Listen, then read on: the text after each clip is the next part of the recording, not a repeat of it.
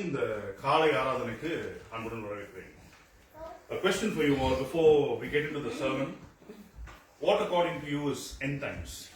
கடைசி காலங்கள்ல என்னடா நாளைக்கே கேள்வி கேட்கிறாங்க அப்படி நினைக்கிறீங்களா? கிறிஸ்துவனுடைய வருகைக்கு சமீபமாக நடக்கிற காரியங்கள் end times. So அதை குறித்து தான் இன்னைக்கு நம்ம தியானிக்க இருக்கிறோம். For the people who are listening from whichever part of the world you are watching this live service from, God is going to speak through a servant about the end times. End times வந்து நிறைய பேர் நிறைய விதமா interpret பண்ணிருக்காங்க. But God is going to reveal His mysteries through a servant and also through the word of God, that what He wants to communicate to the church. Hallelujah, hallelujah, hallelujah. Stotram, stotram, stotram, Andavare. Lord Jesus, you are everlasting Father. You are a great God. You are a mighty God. You are an all-present God. You are an omnipotent God, O Lord Master. Your power is so wonderful, O Lord Jesus. And many of us have experienced it in our personal lives, O Lord Jesus. சுவாமி, நாங்கள் உங்களுடைய வல்லமையை எங்களுடைய சொந்த வாழ்க்கையில் நாங்கள் அனுபவித்திருக்கிறோம் கர்த்தாவே. அது சிறிய காரியமா இருக்கலாம், பெரிய காரியமா இருக்கலாம், எதுவாக இருந்தாலும் கர்த்தாவே, நீர் எங்களோடு இருக்கிறீர், எங்கள் குடும்பத்தோடு இருக்கிறீர், எங்கள் பிள்ளைகளோடு இருக்கிறீர் என்பதை நாங்கள் விசுவாசிக்கிறோம். Lord Jesus, today we have come in one spirit, O Lord Jesus. Every week we are gathering here, Lord Jesus. This is not just a place, O Lord Master. This is a place of rejoicing. This is a place of healing. This is a place where demons will run away, O Lord Jesus. We believe in that, O Lord Master. And we believe that whoever is listening to the sermon, listening to taking part in the service, O Lord Jesus, they will be blessed mightily, Lord Jesus. According to your will, O Lord Master, not according to our desires, not according to our fleshly longings, O Lord Master, but according to your spiritual gifts, O Lord Jesus. உம்முடைய விலையேற பெற்ற வல்லமையான சுவாமி கிருபையினால் கர்த்தாவே, எங்களை நீர் போஷிக்க வேண்டுமாய் தாழ்மையை ஜெபிக்கிறோம். பிள்ளைகளை ஆசீர்வதிங்க கர்த்தாவே. கேட்டுக்கொண்டிருக்கும் மக்கள் ஒவ்வொருவரையும் நீர் சந்தியும் கர்த்தாவே. உம்முடைய வார்த்தைக்கு சுவாமி வல்லமை உண்டு. உம்முடைய சுவாமி இரக்கங்களுக்கு முடிவில்லை கர்த்தாவே. There is no ending for your mercies, O Lord Jesus. So thank you for that, O Lord Master. We praise you and we give all the glory and honor. Cover your servant and bless each one of them who are gathered here. Lord Jesus, we praise you with all our heart. We are going to cry out to you, O Lord Jesus. We may not be shouting out loud, but with our heart is broken, Lord Jesus. Our soul is outpouring, O Lord Master. Lord Jesus, fill us with your Holy Spirit. Comfort us with your gift of the Holy Spirit, O Lord Master. எங்களுடைய குறைகள் எல்லாவற்றையும் உடைய பாதத்தில் வைக்கிறோம் கர்த்தாவே. எங்கள் பாவங்கள், குறைகள், குற்றங்கள் எல்லாவற்றையும் பரிசுத்த ஆவியானவரே மன்னிக்க வேண்டுமாய் தாழ்மையை ஜெபிக்கிறோம். குமாரன் இயேசு கிறிஸ்துவின் நாமத்தினால் நாங்கள் வேண்டி விண்ணப்பங்களை ஏறெடுக்கிறோம் எங்கள் ஜீவனுள்ள நல்ல பிதாவே. ஆமென். நாம் அனைவரும் எழுந்து நின்று சில பாடல்களை பாடுவோம்.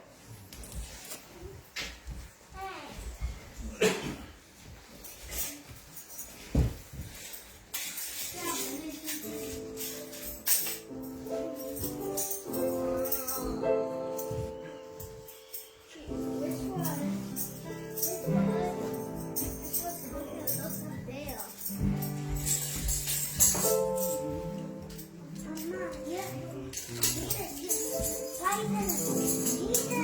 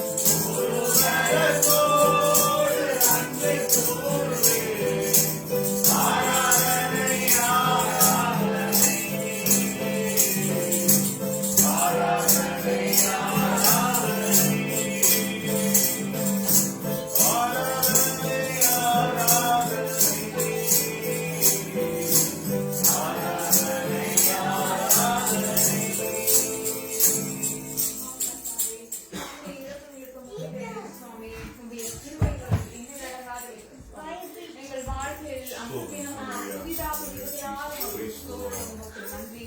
இப்பொழுதும் கூட கர்த்தாவே சபையாக உமக்கு கூடி ஆண்டவரே உம்மை ஆராதிக்க வந்திருக்கிறோம். என்னுடைய துதி வரிகளை ஏற்றுக்கொள்ளுங்கப்பா.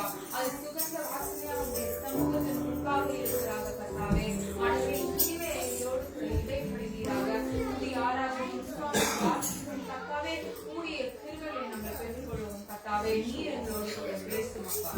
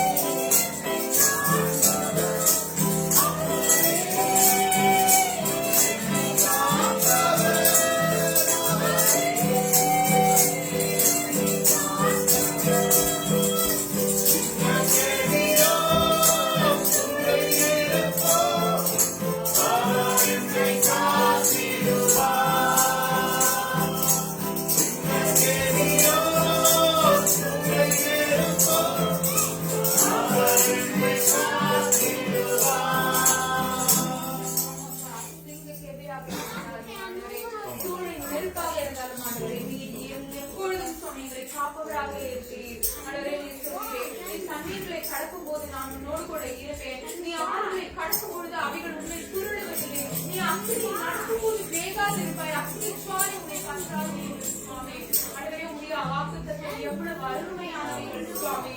உம்மை துதிக்கிறோம் அப்பா. ஆபேலும் காணிக்கையை செலுத்தினான், காணிக்கையை செலுத்தினான். ஆனால் நீர் ஆபேலின் காணிக்கையை அனுமதித்தீர்.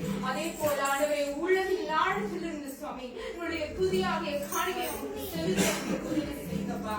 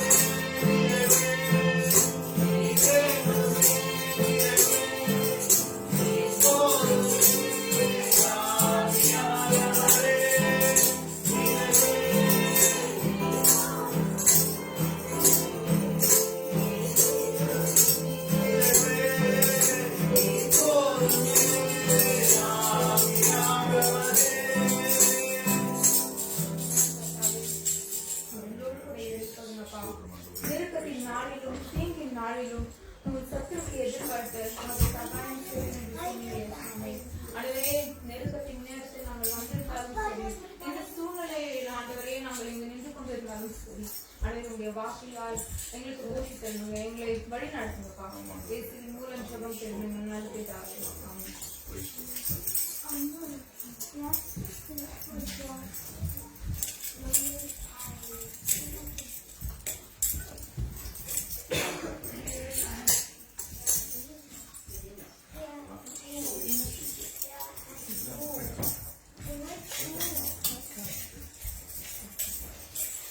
எங்களை அதிகமாக நேசிக்கிற தகப்பனே, இந்த கால வேலைக்காக நன்றியோட சோதரிக்கிறோம், துதிக்கிறோம். ஆண்டவரே, ஜீவனுள்ள தேவனே, இருதயங்களை ஆராய்ந்து பார்க்கிற தேவன் வேலையில எங்கள் மத்தியில வாசமாக இருக்கிறீர். ஆண்டவரே, அதுக்காக நன்றிகளை ஏறெடுக்கிறோம் சுவாமி. ஆண்டவரே, ஒன்று கூடி வர செய்த தயவுக்காக நன்றிகளை ஏறெடுக்கிறோம் சுவாமி. ஆண்டவரே, இது உங்களுடைய சமூகம், இது உங்களுடைய பிரசனம். ஆண்டவரே, ஆண்டவரே, நீர் ஒரு திட்டத்தை ஆண்டவரே ஒவ்வொருவருடைய வாழ்க்கையிலும் வைத்திருக்கிறீர். அந்த திட்டத்தை செயல்படுத்தவும் அதை தெரியப்படுத்தவுமே ஆண்டவரே இந்த காலை வேலையில எங்களை ஒன்றி கூடி வர செய்திருக்கிறீர். ஆண்டவரே, கர்த்தாவே, உடைய வார்த்தை வல்லமையாக வெளிப்படும்படி நாங்கள் ஜெபிக்கிறோம். உடைய சித்தம் நடக்கும்படி ஜெபிக்கிறோம். ஒவ்வொருவரும் அதற்காக தான் காத்து கொண்டிருக்கிறார்கள். ஆண்டவரே, ஆண்டவரே, உலகத்தை படைத்த தேவனிடத்திலிருந்து அவருடைய சத்தத்தை கேட்கும்படி ஆவலோட காத்திருக்கிற ஒவ்வொருவரோடும் நீர் பேச உண்மை உள்ளவரும் நீதி உள்ளவருமாய் இருக்கிறீர். இந்த காலை வேளையில எங்களோட இடைப்படும்படி ஜெபிக்கிறோம். ஆண்டவரே, உங்களுடைய ஊழியரை நீர் மறைத்து பரிசுத்த ஆவியானவர் அவர் மூலமாய் வெளிப்பட்டு உம்முடைய சித்தத்தை இந்த நாளிலும் நிறைவேற்றும்படி ஒரு சபையாக மீட்பராக இயேசு கிறிஸ்து நாமத்தினாலே ஜெபிக்கிறோம் பிதாவே. ஆமென். ஆமென்.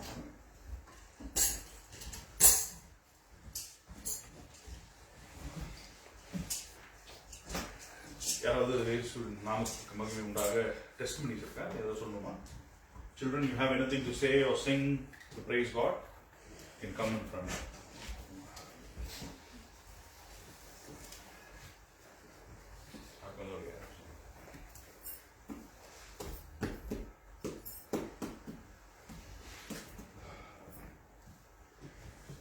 ஹல்லேலூயா. நல்ல ஆண்டவரே, என்னுடைய வாயின் வார்த்தைகளும் எங்களுடைய இருதயங்களின் தியானங்களும் உமது சமூகத்தில் பிரீதியாக இருப்பதாக.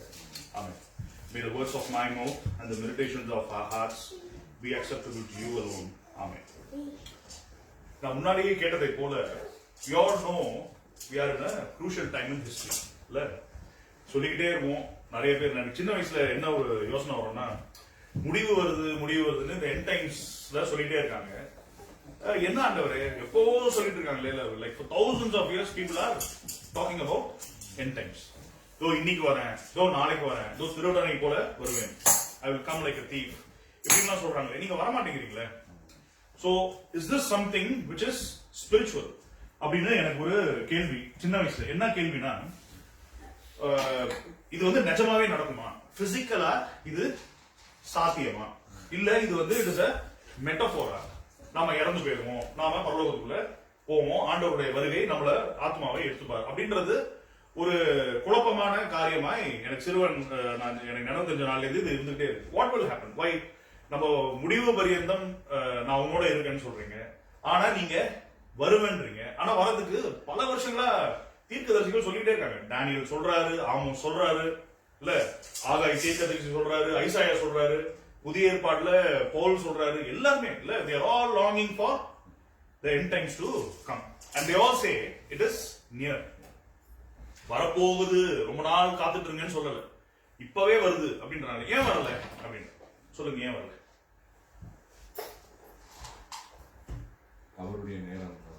அவருடைய நேரம் வரலை. ஆனா ரட்சிப்பு இன்னும் உலகத்துக்கு போய் சேரல.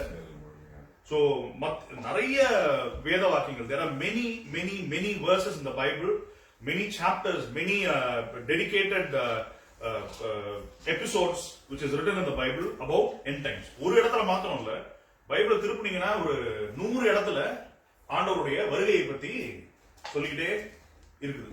வேத வசனம், the word of God says, the very word which was breathed by the God who created this world is assuring us that the end times is very real. It is not only a spiritual thing. நம்ம வந்து அதை தியானித்து வருவாரா வரமாட்டாரா நம்ம ஆராய்ச்சி பண்றதுக்கு மாத்திரம் இல்ல, அது உண்மையாகவே நடக்கும். It will happen very real. எப்படின்னா நாம வந்து கண்ணுக்கு தெரியாம நடக்காது, இதெல்லாம் பகிரங்கமாக நடக்கும்னு வேதவாக்கியம் விசுவாசிக்கிறீங்களா? It will happen so openly, it will be manifested. so that everybody who believes in Jesus will be taken to be with him. இதை பத்தி பேசணும்னா பேசிக்கிட்டே போலாம். So due to time constraints, I have only 45 minutes to 50 minutes, or maybe I will go 1 hour. Let's see how the Holy Spirit leads us. But God is wanting you to be reassured that there is something which is unique, which is happening in history. உலகத்துல ஒரு முக்கியமான காலங்கள் நடக்குது. இயேசு சுவாமி இது பைபிள்ல வந்து எப்பவுமே there is a significance for the sevens. இல்லையா? அதை குறித்து நான் வர இருக்கும் காலங்களில் பேசணும்னு ஆண்டவர் இப்பவே எனக்கு சொல்லிட்டாரு. இன்னைக்கு அதை குறித்து பேச போறது. What are the important sevens mentioned in the Bible? 7 days. 7 days of creation. அப்புறம் 7 பலிகள். ஆண்டவர் எத்தனை வார்த்தைகள் பேசினாரு? 7 words. 7 I ams. இல்ல நானே ஒளியா இருக்கிறேன், நானே மெய்ப்பனா இருக்கிறேன். 7 I ams. Like that, the history of the Bible is divided into 7 halves. 7 ஆயிரங்களை இந்த வேதாகமம் சொல்லுது. வெளிப்படையா சொல்லல, ஆனா நீங்க படிச்சீங்கன்னா உங்களுக்கே அது மெதுவா ஆண்டவர் பேசுவார். And that will lead us to the end times. உலகம் துவக்கம் எப்படி உண்மையோ அப்படியே உலக முடிவும் உண்மை. மனிதன் எப்படி பிறக்கிறானோ, how a man is born, how a woman is born, so will they die one day. பிறப்பு எப்படி நிச்சயமோ இறப்பும் நிச்சயம். ஒரு ஆரம்பம் இருந்தா நிச்சயமாகவே முடிவு உண்டு. ஒரு வேத வசனம் இருக்கு, அதை நிறைய பேர் வேற மாதிரி இன்டர்பிரேட் பண்ணுவாங்க. ஆண்டவர் ஆனா இப்ப சொல்றாரு, நிச்சயமாகவே ஒரு முடிவு உண்டு. That is talking about the end times. So the world will perish. நான் சொன்னேன் இல்லையா, the elements will break. ஒரு சில வாரங்களுக்கு முன்னாடி சொன்னேன், இந்த உலகத்தில் இருக்க எல்லாமே சகலமும் ஒளிந்து போகும், சகலமும் அழிந்து போகும். ஆனா ஒன்னே ஒண்ணு மட்டும் இருந்துகிட்டே இருக்கும், அது நம்மளுடைய ஆத்மா. The soul which will be living everlasting, and it has got no expiry date. The only thing which has got no expiry date is the living God and you. உங்களுக்கு expiry கிடையாது. Your bodies have got an expiry date, but your soul is so precious in Jesus' sight, and that is why He is keeping churches, He's giving pastors, He's giving a fellowship, He's giving the Word of God through the Holy Spirit. He's revealing many mysteries of the Bible, so that we will all come close to Him. விசுவாசிக்கிறீங்களா? So அதை மனதில் வைத்துக் கொண்டு நம்ம இன்னைக்கு நிறைய எடுத்தா எதுல வந்து ஸ்டாப் பண்றதுன்னு தெரியல. அவ்வளவு வசனங்கள் ஆண்டவர் தந்துகிட்டே இருக்கு. But I want to be precise and concise. So மத்தேயு 24ஆம் அதிகாரம், அதுல வந்து பாத்தீங்கன்னா முழுசாவே Matthew 24 is a very important chapter in a Christian's life. எப்படின்னா ஆண்டவர் வந்து அவருடைய வருகையை குறித்து ரொம்ப ஆழமா சொல்றாரு. நீங்க நிறைய சாப்டர்ல போட்டிருக்கு, ரெவலேஷன்ல போட்டிருக்கு, ஆமோஸ்ல போட்டிருக்கு, நிறைய தீர்க்கதரிசிகள் பேசிட்டே இருக்காங்க. தானியேல் தீர்க்கதரிசி பேசுறாரு, மார்க் 21ல இருக்கு, லூக்கா 12ஆம் அதிகாரத்துல இருக்கு. ஆனா மத்தேயு 24 is the strong foundation, because Jesus is saying things which will happen in the world. So நம்ம இன்னைக்கு எதை குறித்து பார்க்க போறோம்னா, இந்த உலகத்தில் இந்த முடிவு நடக்கும் பொழுது எப்படிப்பட்டதாய் இருக்கும். How will you know? What will happen during end times? So for that, God is going to reveal His word through a servant by meditating or to see what He's talking about in Matthew 24 and in 2 Timothy 3. ரெண்டுமே ரெண்டு different கான்டெக்ட்ல எழுதுது. ஒன்னு இயேசு சுவாமியே சொன்னது, மத்தேயு மூலமாய் இயேசு சுவாமியோட வாழ்க்கையில நடந்த அவர் சொன்ன வார்த்தைகள். இன்னொன்று பவுலடியார் தன்னுடைய சீஷனாகிய திமோத்தேயுவுக்கு சொல்றாரு. Paul is saying a very similar thing about end times to his disciple Timothy. ஆனா இதுல ரொம்ப முக்கியமான காரியம் என்னன்னா, why this sermon triggered, இல்லாட்டி ஆண்டவர் எப்படி இதை கொடுத்தாருன்னா, ஒரு மெசேஜ் சும்மா யூடியூப்ல வந்தது, நான் பார்த்தேன். அதுல ஒருத்தர் சொல்றாரு, ஒரு பிரசங்கியா சொல்றாரு, without any disrespect, he is saying all the signs which you are seeing in this world are all immaterial. அதெல்லாம் வந்து end times ஓட இதுன்னு கிடையாது. ஏன்னா அது வந்துகிட்டே இருக்கும். காலங்கள் உலகம் தொடங்கின முதல்ல இருந்து everybody will talk about all those things, but there is more to it. நீங்க அதை விட ஒரு உங்களோட நடக்கிற காரியங்களை நீங்க தியானிக்கணும்ன்ற. ஆனா எனக்கு பிரியமானவர்களே, இயேசு சுவாமி சொல்றாரு, எப்படி நீங்க உங்களை ஆராய்ந்து அறிந்து கடைசி காலங்களில் பரிசுத்தத்தை காத்துக்கணுமோ அதே போல நீங்க இந்த சயின்ஸ் எல்லாம் நீங்க பார்க்கணும். விசுவாசிக்கிறீங்களா? You have to. So there is something which is tangible. ஒரு பார்க்கிற காரியங்கள், உலகத்துல நடக்கிற காரியங்கள், உலகத்துல ஹிஸ்டாரிக்கலா நடக்கிற காரியங்கள். இப்ப இந்த சொன்ன இல்லையா, 7வது 1000 வருஷத்துல நம்ம இருக்கோம். We are in the millennium of the end. அந்த 1000 வருஷத்தோட துவக்கத்துல இருக்குமா முடிவுல இருக்குமான்னு நமக்கு தெரியாது. Only God knows. Even Jesus Christ doesn't know. Even the angels don't know. Nobody knows. சொல்றாரு, பிதாவை அன்றி என்னை நான் எப்ப வருவேன்னு எனக்கே தெரியாது. எப்ப பிதா என்னை உலகத்துக்கு அனுப்பிச்சு நியாயம் தீர்க்க வைப்பாருன்னு எனக்கு தெரியாது. ஆனா ஆண்டவர் சொல்றாரு, but I will show you science for you to be ready. எப்படின்னா உலகத்துல படைத்துட்டாரு நம்மள வந்து we all know the purpose, இல்லையா? We are not like non-believers. We know why we are existing in this world. Why God has put us in a place. Why God is making us to go to work. Why we are eating. Why we are sleeping. எல்லாத்துக்கும் வந்து ஆண்டவர் ஒரு காரணத்தை கொடுத்துறாரு. ஆனா உலகத்துக்கு அது தெரியவே தெரியாது. 2 வாரம் முன்னாடி சொன்ன இல்லையா, இந்த மாதிரி பேசுறவனை பைத்தியக்காரன்னு சொல்லணும்னு நான் சொல்ல.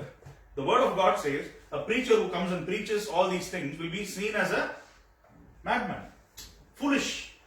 உலக கண்களுக்கு ஒரு முட்டாள் பேசுறதை போல தோணும்னு ஆண்டவர் எழுதி வச்சிட்டாரு. ஆனா என்ன சொல்றாரு, நீங்க ரொம்ப ஜாக்கிரதையாய் உங்களுடைய ஆத்தும ரட்சிப்பை காத்துக்கொள்ள வேண்டியவர்களாய் இருக்கிறீங்க. இந்த எண்ட் டைம்ஸ்ல it is very important for us to hold on and to protect or save our salvation. அது பரிசுத்தாவியானவரால் மட்டும்தான் நான் கொடுக்க முடியும் அந்த assurance. If you don't have the gift of the Holy Spirit, it is very hard for you to guard it. You cannot guard it because you are vulnerable. இல்லையா, நம்ம உலகத்துக்கு அப்படியே ஓபனா இருக்கும். Then it is easy for us to be attacked. Attacked physically, the body will be attacked. சிலருக்கு வியாதிகள் வரும், சிலருக்கு துன்பங்கள் வரும், சிலருக்கு வந்து எனக்கு ஒரு கனவு வந்தது எனக்கு பிரியமானவர்களே. And for also the people who are listening to the sermon, I went for a few interviews. I almost got the interviews. It was almost the third round, not almost the third round, it was third round of interviews, and it was a very well paid job. I thought all my problems will be solved.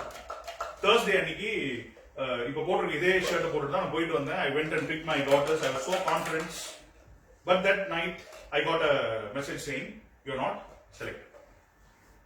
First ரவுண்ட்ல சொல்லிருந்தாங்கன்னா பரவாயில்ல, second ரவுண்ட்ல சொல்லிருந்தாங்கன்னா பரவாயில்ல, aptitude test எல்லாம் உட்காந்து எழுதி pass ஆகி சொல்லிருந்தாங்கன்னா பரவாயில்ல. But I went to the final round and they said for different reasons they said no, you are not taken. எனக்கு மனசு அப்படியே சுக்குநூறா உடைஞ்சிச்சு. எப்பவுமே எனக்கு ஆகாது, என்ன இது வேலை தானே போயிடுச்சு எனக்கு. ஏன்னா அந்த ஒரு வேலையை கொண்டு நான் பல காரியங்களை I could have finished everything. That is what I was wanting. That is what I was wanting. I was even going to a point where my house is without any garden. என்ன ஒரு டெக்க போடலாமே, ஒரு சின்ன காரியங்கள்ல இருந்து பெரிய காரியங்கள். என்னுடைய தகப்பனாருக்கு பிஆரிங் வந்துருமே. இல்ல, there are many things which are pending. So all my troubles will go away.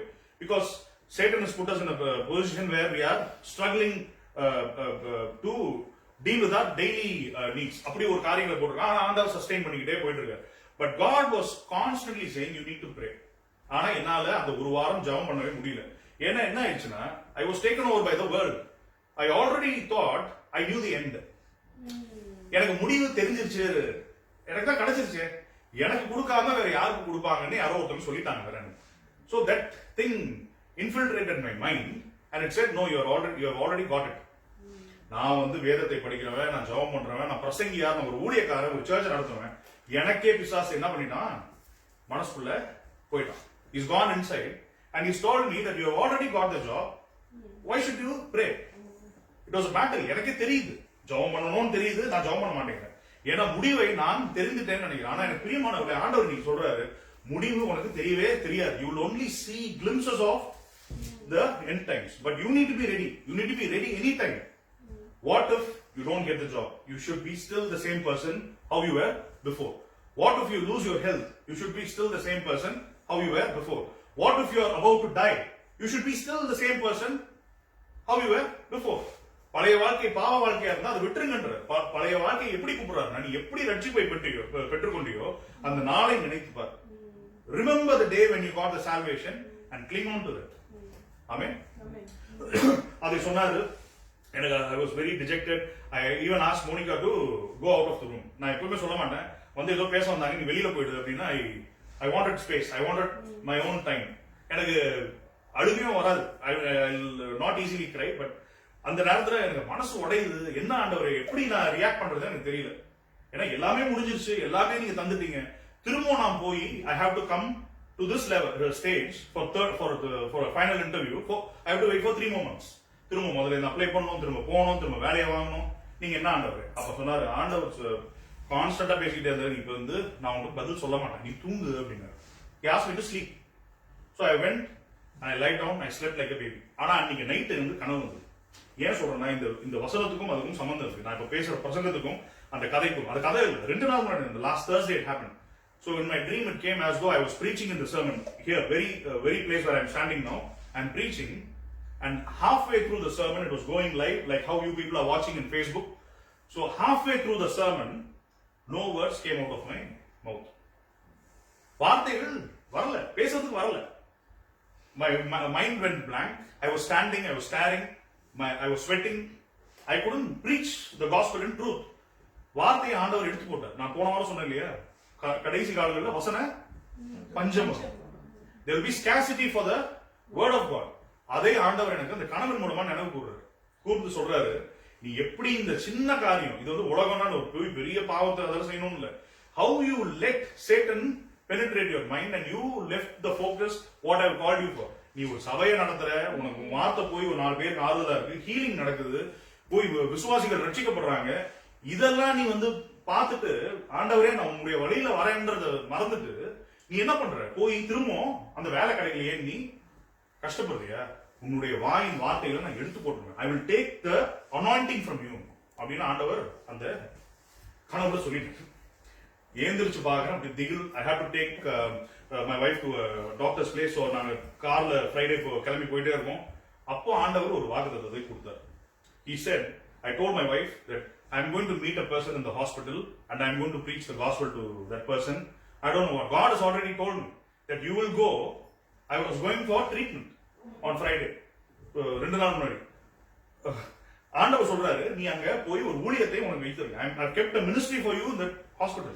I told Monica, I said, this is what God is saying. என்னப்பா அப்படின்னா சொன்னேன், தெரியல, எனக்கு தெரியல, I don't know. I have never taken this Bible with me to the hospital. I've been going to the hospital for almost 1 year.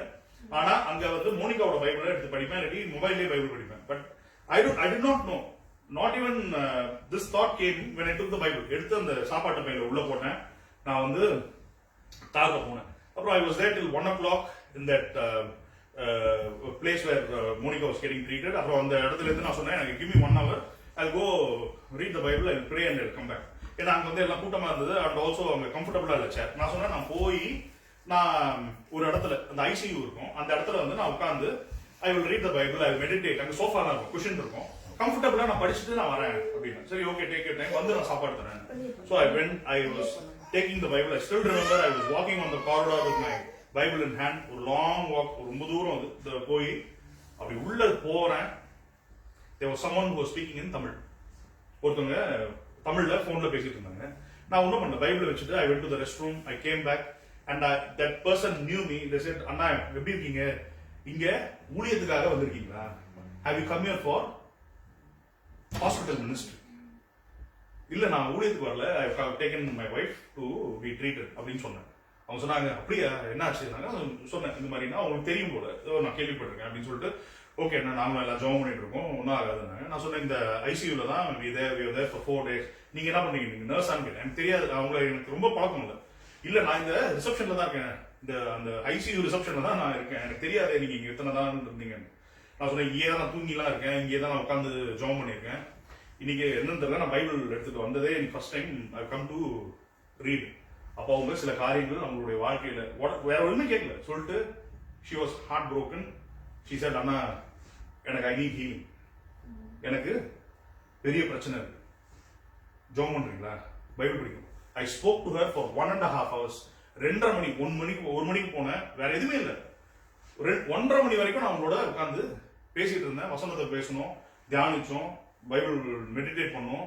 அவங்க சில காரியங்களை சொன்னாங்க, அவங்களோட personal things, problems discussed. I prayed, I did, and people were seeing that. அங்க உட்கார்ந்து தூரத்துல இருக்கவங்களுக்கு கேக்குது. எல்லாம் முடிச்ச உடனே she was relieved. She said, I feel a lot more better now. எனக்கு பிரியமானவர்களே, ஆண்டவர் கடைசி காலங்களில் என்ன செய்வார்னா, இப்படிப்பட்ட காரியங்களை கொண்டு உங்களை பலப்படுத்துவார். விசுவாசிக்கிறீங்களா? That night I thought everything is finished. I lost my job. I cannot go back to the same workforce anymore. எனக்கு வயசாயிடுச்சு, இனிமே நான் போய் எப்படி கம்பீட் பண்ணுவேன்? How can I go and win the battle of the world? But God is saying, you have already won the spiritual battle. எனக்கு பிரியமானவர்களே, உங்களுக்கும் ஆண்டவர் தான் சொல்றாரு, you may think that you have lost the battle. You may think that you have so many problems in your life health issue or your finances, you think that you cannot come out of it. வரவே முடியாதுன்னு நீங்க நினைச்சிட்டு இருந்தீங்கன்னா ஆண்டவர் நீங்க சொல்ற காரியம் என்னன்னா பயப்படாதீங்க. You have been called for a purpose. விசுவாசிக்கிறீங்களா? We have all been called for a purpose. People who are listening from whichever part of the world you are listening to, God is saying today that you exist in this world for a purpose, and that purpose will be fulfilled according to the will of God. ஆண்டவருடைய சித்தத்தின்படி, ஆண்டவருடைய திட்டத்தின்படி, ஆண்டவர் உங்களுக்கு நியமித்து வைத்திருக்கிற காரியத்தை அவர் நிறைவேற்றுவார். See, why I am saying this, said this is because not to show that I am a holy man, I am a great preacher, or I have a church and all those things. It is because I am called, my purpose is to heal. My purpose is to go and preach the good news. My purpose is to, ஒரு பாஸ்டருக்கு அதை தவிர வேற என்ன வேலை? போய் வேலை தேடுறதுதான் அவரோட வேலையை. சொல்லுங்க, தரணும்னு இருந்தா ஆண்டவர் எப்படி தருவார்? செய்யற முயற்சியை செஞ்சுட்டே இரு. But you have been called to do that. So you need to know. You don't have to go and say, no, I want to be a pastor, I want to be a preacher. ஆண்டவருடைய அழைப்பு நமக்கு தெரியும் இல்லையா? நமக்கு என்ன ஆண்டவர் கொடுத்திருக்கிறார்? What is my calling? If your calling is to go and preach the gospel to your parents, to your father, to your mother, to your brothers, you have to do it without any fear. விசுவாசிக்கிறீங்களா? You have to do it. That is your ministry. That is your calling. You cannot say, இல்ல எனக்கு வந்து இதெல்லாம் என்னோட இது ஒரு pastor செய்வார். அது கிடையாது. You have to be ready at any time because the word of God says the hour of the Lord is mysterious. We don't know. Nobody knows. Even the Son of God doesn't know. எனக்கு பிரியமானவர்களே, அதை கொண்டு நாம Matthew chapter 24 படிங்க. Start ரொம்ப குயிக்கா படிச்சோம். 24 and Timothy 3. 2 Timothy 3. First 24 படிங்க. ஃபர்ஸ்ட்ல படிங்க. இயேசு தேவாலயத்திற்கு புறப்பட்டு போகையில் அவருடைய சீஷர்கள் தேவாலயத்தின் கட்டணங்களை அவருக்கு காண்பிக்க அவரிடத்தில் வந்தார்கள். இயேசு அவர்களை நோக்கி, இவைகளை எல்லாம் பார்க்கிறீர்களே, இவ்விடத்தில் ஒரு கல்லின் மேல் ஒரு கல் இராதபடிக்கு எல்லாம் இடிக்கப்பட்டு போகும் என்று மெய்யாகவே உங்களுக்கு சொல்லுகிறேன் என்றார். பின்பு அவர் ஒலிவமலையின் மேல் உட்கார்ந்திருக்கையில் சீஷர்கள் அவரிடத்தில் தனித்து வந்து, இவைகள் எப்பொழுது சம்பவிக்கும்? உம்முடைய வருகைக்கும் உலகத்தின் முடிவுக்கும் அடையாளம் என்ன? எங்களுக்கு சொல்ல வேண்டும் என்றார்கள். இயேசு அவர்களுக்கு பிரதியுத்தரமாக, ஒருவனும் உங்களை வஞ்சியாதபடிக்கு எச்சரிக்கையாயிருங்கள். ஏனெனில் அநேகர் வந்து என் நாமத்தை கரித்துக் கொண்டு நானே கிறிஸ்து என்று சொல்லி அநேகரை வஞ்சிப்பார்கள். யுத்தங்களின் செய்திகளையும் கேள்விப்படுவீர்கள். கலங்காதபடிக்கு எச்சரிக்கையாயிருங்கள். இவைகள் எல்லாம் சம்பவிக்க வேண்டியதே, ஆனாலும் முடிவு உடனே வராது. ஜனத்துக்கு விரோதமாக ஜனமும் ராஜ்யத்துக்கு விரோதமாய் ராஜ்யமும் எழும்பும். பஞ்சங்களும் கொள்ளை நோய்களும் பூமி அதிர்ச்சிகளும் பல இடங்களில் உண்டாகும். இவைகள் எல்லாம் வேதனைக்கு ஆரம்பம். என்ன ஆகுமா? பஞ்சங்களும் கொள்ளை நோய்களும் பூமி அதிர்ச்சிகளும் எல்லாமே இதெல்லாம் நடக்கும். நான் சொன்னேன் இன்னைக்கு இந்த சர்மனை ரெண்டா பிடிக்கிறார் ஆண்டவர். ஒன்னு உலகத்துல நடக்கிற காரியங்கள், what is going to happen in the world to show that he is coming. இதெல்லாம் வந்து எப்பவுமே நடக்குதுன்னா இவ்வளவு பயங்கரமா ஹிஸ்டரியில நடந்ததே இல்லை. Every year there are multitudes of tsunamis, earthquakes, warnings.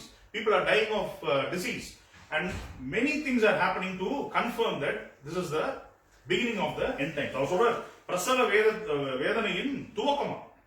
It is just the beginning. We are all experiencing the pain, the labor pain. அப்படிதான் நம்ம இருக்கணும். லேபர் பெயின் என்னது? எப்போ ஆண்டவரே நீங்க வருவீங்க, எப்போ ஆண்டவரே நீங்க வருவீங்கன்னு காத்துட்டு இருக்கணும். நேற்று நான் இதை தியானிச்சு ஜாம் பண்ணிட்டு இருக்கும்போது I was so tired because I'm taking some medication. எனக்கு வந்து அப்படியே drowsy ஆகுது, எனக்கு வந்து fatigue ஆ இருக்கு, தொண்டெல்லாம் கசக்குது. நான் போய் படுத்தேன். The whole night I did not sleep. And God was, என்னோட மைண்ட் அலர்ட் ஆகுது. My body was lying down, my mind was alert, and God spoke to me when I was awake. He said, this is how you should be during end times. கடைசி காலங்கள் இப்படிதான் இருக்கணும். நீ தூங்காமல் விழித்திருன்ற ஆண்டவர். அது 10 கன்னிகைகளை பத்தி பார்க்கணும் இல்லையா? They are all having the lampstands, they are all awake. Some slept இல்லையா? அதே போல ஆண்டவர் சொல்றாரு, இன்னைக்கு நீங்க விழித்திருக்க வேண்டியவர்களா இருக்கிறீங்க. ஏன்னா you have to see all these things. You cannot say that my salvation is coming only through directly God will come and touch my soul. That is your personal experience, that is good. But also we need to be watchful of all the things. இதுல என்ன சொல்ற? கள்ள உபதேசிகள் வருவாங்க. One person I spoke to recently, she said, நாங்க 2 சபைக்கு போறோம் pastor, but we are not feeling very happy, we are not feeling very comfortable. நாங்க 2 சபைக்கு போறோம், ஆனா எனக்கு வியாதி வந்துருமோன்னு பயமா இருக்கு, எனக்கு மரண பயம் இருக்கு, எனக்கு என்ன பண்றதுன்னே தெரியல. நான் சொன்னா, அப்புறம் எதுக்கு சபைக்கு போறீங்க? Then why do you go to church? And what is being preached there? and that person, she opened up saying it is just a social gathering. We have already associated with the place. We just want to continue with it. We don't want to take risk of going to another place and losing. எதுக்கு அங்க போய் வேற ஏதாவது இருக்குமோன்னு சொல்லிட்டு இருக்கிற இடத்துலயே நாங்க இருக்கிறோம். ஆனா எனக்கு பிரியமானவர்களே, ஆண்டவர் கடைசி காலம் சொல்றாரு, ஒரு நல்ல சபையை தேர்ந்தெடுங்கள், நல்ல போதகரை தேர்ந்தெடுங்கள். Do not go to multiple churches. Be affiliated with one church and be submit yourself to the authority of the pastor so that you will be blessed. ஏன்னா ஆண்டவர் சொல்றாரு, கடைசி காலங்கள்ல யாரு நல்லது பேசுறா, யாரு கெட்டது பேசுறா, எல்லாமே நல்லது மாதிரியே இருக்கும். ஆனா அதுல என்ன போட்டு பாருங்க, and people will come saying I am Christ and they will lead many astray. நான் தான் கிறிஸ்துன்னு வருவாங்க. எப்படி directly, some people will directly come and say I am the Christ அப்படின்னு உலகத்துல சுத்துவாங்க. ஆனா many people, many pastors, they say they take the place of Jesus Christ. They all claim, they don't claim with their own words, but they say I am the great person. எனக்கு தெரியாதது உனக்கு, எனக்கு தெரிஞ்சது உனக்கு தெரியாது. You are just a listener. ஆனா எனக்கு பிரியமானவருடைய ஆண்டவருடைய ஊழியத்தை எப்படி ஆரம்பிச்சாருன்னா, அவருடைய சீஷர்களை எப்படி கூப்பிடுறாரு? பிரதர்ஸ், எனக்கு பிரியமானவனே, என்னுடைய நண்பனே, என்னுடைய உடன் யாரு? இயேசு சுவாமியா அப்படி கூப்பிடுறாரு. But today pastors are so high in their thinking that they say that I am Christ. எனக்கு நீ சேவை செய்யணும், எனக்கு நீ சில காரியங்களை செய்யணும், என்னுடைய இதுக்கு நீ ஃபெய்த்ஃபுல்லா நீ இருக்கணும். அதெல்லாம் எப்படி இருக்கணும்னா, you nobody can tell you, only the Holy Spirit can convict us. விசுவாசிக்கிறீங்களா? அது இல்லாம இருந்துச்சுன்னா என்ன பண்ணுவாங்க? இதெல்லாம் என் டைம்ஸ்ல நடக்கும் நான் சொல்லல, இது இயேசுவாமி சொல்றாரு. This will all happen. So be vigilant, be awake, be thoughtful about what you are going to do, so that you will not lose your salvation. ஏன் அப்படின்னு சொல்றாரு பாருங்க. அதுக்கப்புறம் என்ன ஆயிடுமா? And they will deliver up to you to tribulation and put you to death, and you will be hated by nations for my name's sake. தமிழ்ல படிங்க 9வது வசனத்தை. அப்பொழுது உங்களை உபத்திரவங்களுக்கு ஒப்பு கொடுத்து உங்களை கொலை செய்வார்கள், என் நாமத்து நிமித்தம் நீங்கள் சகல ஜனங்களாலும் பகைக்கப்படுவீர்கள். நீங்க இயேசு கிறிஸ்துவுக்காக, அப்போ நான் சொன்னேன் அந்த person who was talking, I said, அப்போ வந்து இந்த பாஸ்டர் வந்து எங்களை தப்பா நினைச்சுப்பாரு, நான் வந்து அங்க இருந்து இதாயிட்டேன்னா என்ன ஆகும் உனக்கு? நாங்க சொன்னேன், when you stand for God you have to face opposition. நீங்க ஒரு இடத்துல நீங்க கிறிஸ்துவுக்காக நின்னீங்கன்னா உங்களை நிந்திப்பவர்கள் வருவார்கள், உங்களை ஏளனம் பேசுறவங்க வருவாங்க. But who are you going to serve? I told a beloved brother that he was very upset that I didn't go and do sing carols in his house. I told him very clearly, see, I cannot come and serve you. I serve only the living God and I am called to do that. Had you not been going to a church, I will come and preach the gospel. I told the same thing to the person who was asking for all these things. I said, you are associated with another church, I cannot be your pastor. I can only pray for your healing. I can only give you what you need to be fed. இது வந்து ஒரு time NEET. But உனக்கு ஒரு மேய்ப்பன் தேவை. இயேசு சுவாமி தான் நல்ல மேய்ப்பன். But we also need the end times that we need to be steadfast in our spirit and say, அப்படி ஆச்சுனா என்ன ஆயிடுமா? நான் இந்த ஆண்டவருக்காக நிக்கிறேன், நான் என்ன ஆயிடுமா? நீ எல்லாருக்கும் எதிரிங்களா ஆயிடுவீங்களா? நீங்க யாருக்குமே எதிரியா இல்லாம இருந்தீங்கன்னா என்ன ஆகும்? நீங்க ஆண்டவருக்கு நண்பர்கள் இல்லைன்னா. You stand for God and you will know the heat which comes to you. You will know how the world will react. You will know how people will treat you. You will know how they will talk to you. Some people will even go to an extent where they want to break your reputation. இதெல்லாம் நடக்கும். இதெல்லாம் நடக்காம இருந்துச்சுன்னா இது end times கிடையாது. அப்ப நம்ம கம்ஃபர்டபுளா இருக்கும். நிறைய பேருக்கு இது நடக்கவே நடக்காது. ஏன்னா உங்களுக்கு எண்ட் டைம்ஸ்னா என்னன்னு தெரியாது, எண்ட் டைம்ஸ் பத்தி புரியாது. அவங்க என்ன சொல்லுவாங்க, இதெல்லாம் அப்படியே உலகத்துல ஏதோ நடக்குதுப்பா, ஆனா அந்த உலகம் இப்ப எப்படி விழிச்சிட்டு இருக்குன்னா ஏதோ ஒண்ணு நடக்குது இல்ல, there is something happening, but they don't know what the Bible says. இது அப்புறம் 11வது வசனம் படிங்க. அநேக கள்ளத்தில் தீர்க்கதரிசிகளும் எழும்பி அநேகரை வஞ்சிப்பார்கள். அக்கிரமம் மிகுதியாவதினால் அநேகருடைய அன்பு தணிந்து போகும். முடிவு பரியந்தம் நிலைத்திருப்பவனே ரட்சிக்கப்படுவான். முடிவு பரியந்தம் நிலைத்திருப்பவனே ரட்சிக்கப்படுவான். We have to be, அதுதான் சொன்னேன் இல்லையா, we have to be steadfast. I cannot be having a very complacent heart. நான் தான் ஒரு பாஸ்டர் ஆயிட்டேன், நான் தான் ஒரு பிரசங்கியர் ஆயிட்டேன், என்ன எப்படி பிசாசு வந்து வஞ்சித்தான் இல்லையா. ஒரு 2 நாள் முன்னாடி he put fear in my mind saying everything is lost. Already I thought I was getting up from a very dreadful situation. வந்து எல்லாம் முடிஞ்சிட்டுன்னு நினைக்கும் போது எல்லாத்தையும் உடைச்சு சுக்கு நூறாக்கி தரமட்டமாக்கி he will touch your life, he will scare you, he will put you into trouble. ஆனா ஆண்டவர் என்ன சொல்றாரு, அந்த மாதிரி நேரத்துல என்ன ஆகுமா, கள்ளத்தீர் இதெல்லாம் என்னன்னா இது உலகத்து கண்களுக்கு பாக்குற காரியங்கள்.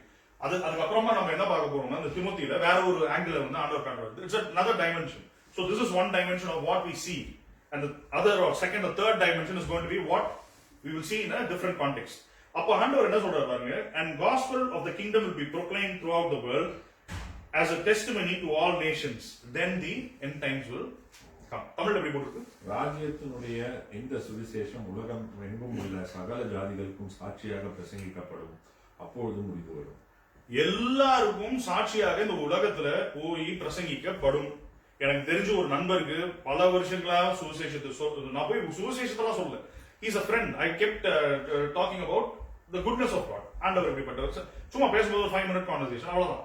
ஆனா ஒரு ஆண்டவரை நினைத்து கூட பார்க்கல. இதெல்லாம் it happens for something, it happens for ஏதோ good or bad, I don't know what will happen, I don't care. ஆனா அவருக்கு ஒரு பயங்கரம் காத்துட்டு இருந்தது. There was a disaster which was waiting for him. I think he was not aware of that. And when the disaster attacked him, he had no other choice but to surrender to God. எனக்கு பிரியமானவர்களே, அதை தான் ஆண்டவர் சொல்றாரு. கூப்பிட்டுக்கிட்டே இருப்பார், உன்னை வந்து சொல்லிக்கிட்டே இருப்பார், உங்களோட பேசிக்கிட்டே இருப்பார். அவருடைய ஆவியானவர் போய் he will always communicate to you. Leave your old ways. பழைய வாழ்க்கையை விட்டு புது மனுஷனாய் நீ சிருஷ்டிக்கப்பட்டுட்டீங்க. You have been saved through the grace, through your faith. பார்த்தோம் இல்லையா போன வாரம்? நீங்க வந்து உங்களுடைய என்னுடைய கிருபையினால் நீங்கள் உங்களுடைய விசுவாசத்தின் நிமித்தமாக நீங்க ரட்சிக்கப்பட்டுட்டீங்க.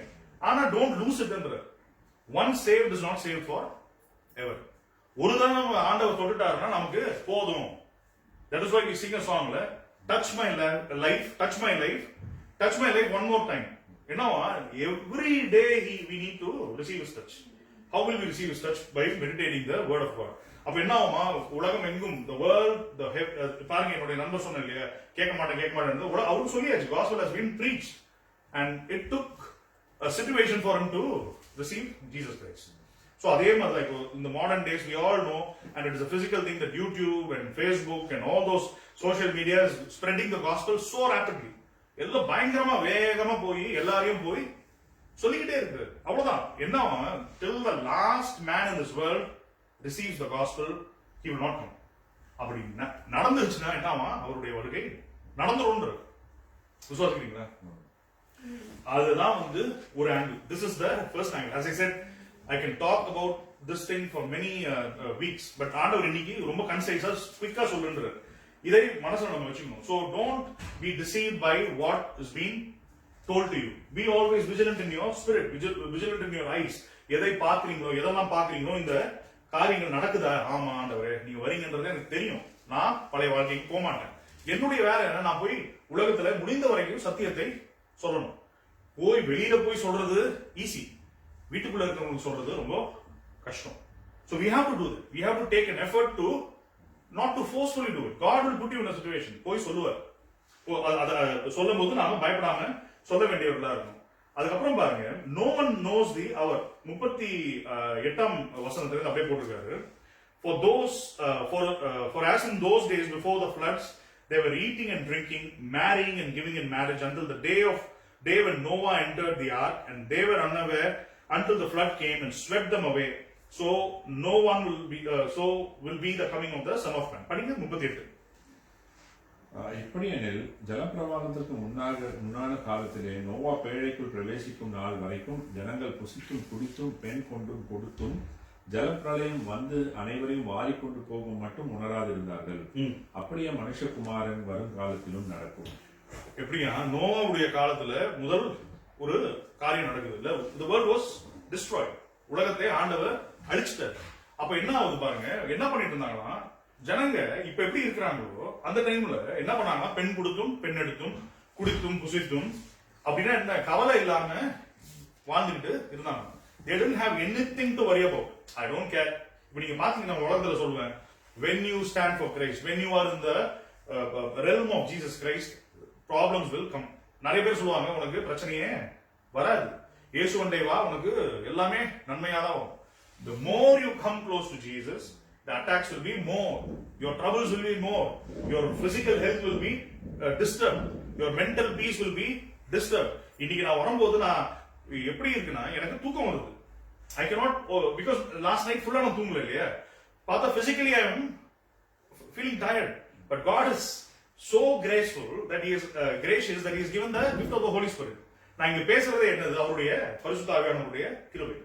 அததான் ஆண்டவர் சொல்றாரு, என்னமா விஜிலண்டா இருங்க. இவனுக்கு இந்த உலகத்துல இருக்கிறவங்க மாதிரி போய் எல்லா சபைக்கு போவாங்க, எல்லாம் they will go to church, not to one church or multiple churches, or they will be affiliated to one particular church, but they will not know what is to come. வரது அவங்களுக்கு தெரியவே தெரியாது. ஏன்னா அவங்க சபைக்கு எதுக்கு போறாங்க? சோசியலைசிங் தான் போறாங்க. என்ன அங்க போனா என்ன, பழகிட்டோம் போவோம், ஏதோ இருக்கும், நம்ம அங்க இருந்து அந்த பீஸை நம்ம டிஸ்டர்ப் பண்ண வேண்டாம். ஆனா ஆண்டவர் என்ன சொல்றாரு, அப்படி இருக்காதீங்க. do not be like that because your soul is so precious and my coming is so quick. நான் சீக்கிரமா வந்துருவேன் இல்லையா? அதான் முதல்லயே சொல்லிட்டாரு இல்லையா, முடிவு நிச்சயமாகவே உண்டு, அந்த முடிவு இப்பொழுது நடக்க போகுது. and the physical signs are showing in such a way that it is very true and it is very real இல்லையா? இந்த vaccines and all those things which is happening behind the scenes, the chip, the 16-digit code, the 666, all those things are pointing towards end times and the upcoming of the antichrist. பிசாசம் அப்படி வரும்போது என்ன ஆகுமா, நாம ஒரு சபையில நம்ம போய் நம்மளுடைய பரிசுத்தத்தை காத்துக்கலன்னா என்ன ஆயிடுவோமா, we will be dissolved. அவன் வரும்போது என்ன ஆயிடுமா, அவனுக்கு சலாம் போடணும், அவனுக்கு நம்ம கும்பிடுவோம். ஏன்னா உலகத்தையும் நம்ம எதிர்த்து நிக்கலையே, அப்போ உலகத்தின் அதிபதியை நம்ம எப்படி எதிர்த்து நிற்போம்? We are not standing against the world because Jesus is saying that when you are, நீ இயேசு சுவாமிக்காக நீ நின்னா உலகத்துக்கு பகைஞனாய் மாறிடுவர். It is a natural process. It is not an unnatural process. When you are of God, with God, you will be an enemy of the world. அப்ப enemy of the world க்கு நீங்க பயப்படீங்கன்னா எப்படி வேர்ல்டோட அதிபதிக்கு நீங்க பயப்படாம இருப்பீங்க? அப்ப வந்து உங்களுக்கு சொல்லுவான், அப்ப நீங்க எல்லாத்தையும் நம்ம கேட்டுருவோம். அது ஒரு காரியமா இருக்கு. சோ இத நம்ம மனசுல வச்சுக்கிட்டு நாம இப்போ 2 தீமோத்தேயு 3ஆம் அதிகாரம் படிங்க. 2 Timothy chapter 3 முதல்ல இருந்தே படிங்க. மேலும் கடைசி நாட்களில் கொடிய காலங்கள் வரும் என்று அறிவாயாக. எப்படி எனில் மனுஷர்கள் தற்பிரியராயும் பணப்பிரியராயும் வீம்புக்காரராயும் அகந்தை. ஒன்னொன்னா படிப்பேன், நிறைய இருக்கு, எதுன்னே தெரியாது. இப்போ என்னவா கடைசி காலத்துல எப்படி இருக்குமா? தற்பிரியராயும் பணப்பிரியராயும் வீம்புக்காரராயும். போதும், மூணா படிப்போம். எப்படி கடைசி காலங்கள் எப்படி இருக்குமா? கடைசி நாட்களில் கொடிய காலங்கள் வரும் என்று அறிவாயா. கொடிய காலங்கள் வரும் என்று அறிவாயாக. Don't you please understand that the end days are going to be very destructive. எப்படி நம்ம முதல்ல பார்த்தது என்னது, ஒரு டைமென்ஷன் என்னது, the destruction of the world. Tsunamis come, அது ஏசாமி சொல்றாரு இல்லையா, tsunamis will come, earthquakes will come, kingdoms will rise against kingdoms and all these things will be visible. இப்ப நமக்கு மீடியா இருக்கிறதுனால, even before the social media, the mainline media gives, the social media gives us information. நமக்கு எல்லா காரியங்களும் வெளியரங்கமாக பயங்கரமா தெரியுது. This is one angle. But this angle or this dimension is talking about you and me. நாம வந்து கடைசி காலங்களில் எப்படிப்பட்ட மனுஷர்களா இருப்பாங்கன்றத ஆண்டவர் சொல்றாரு. முதல்ல என்ன சொல்றாரு, எப்படி இருக்குமா? பணப்பிரியராயும் மனப்பிரியராயும் வீம்புக்காரர். பணப்பிரியராயும் தற்பிரியராயும் பணப்பிரியராயும் வீம்புக்காரராயும் இருக்குமா? எனக்கு பிரியமானவர், கடைசி காலங்களில் இப்படி நடக்குமா? அப்படின்னா என்ன அர்த்தம்னா, it was not happening in olden days. நடக்கல. ஏன்னா நோவாக்கு வந்த அந்த அழிவை காத்துக்கிட்டு ஆண்டவர் பரிசுத்தமான ஒரு ஜாதியை எழுப்புறார். They were all trying to live a godly life. They may not be civilized as us. நம்மளுடைய ட்ரெஸ், நம்மளுடைய சாப்பாடெல்லாம் சாப்பிட்டுக்க மாட்டாங்க. அவங்களோட டைம்ல அவங்க பரிசுத்தத்தை காத்துக்கிட்டாங்க. தீர்க்கதரிசிகள் வந்தாங்க. தீர்க்கதரிசிகள் அவங்களோட constantly they were having a dialogue for them to be repenting for their sins. வேண்டாம், நீ செய்யாத, நீ செய், இங்க போவாத, இங்க வா, இங்க இரு, ஆண்டவரோட ஆளுகைக்குள்ள இருன்னு சொல்லிக்கிட்டே இருந்தாங்க. அப்புறம் என்ன ஆயிடுது, இயேசு சுவாமி வந்ததுக்கு பிறகு தீர்க்கதரிசிகளுக்கு வேலை இல்லை. ஏன்னா யாருக்கு வேலை இருந்தது?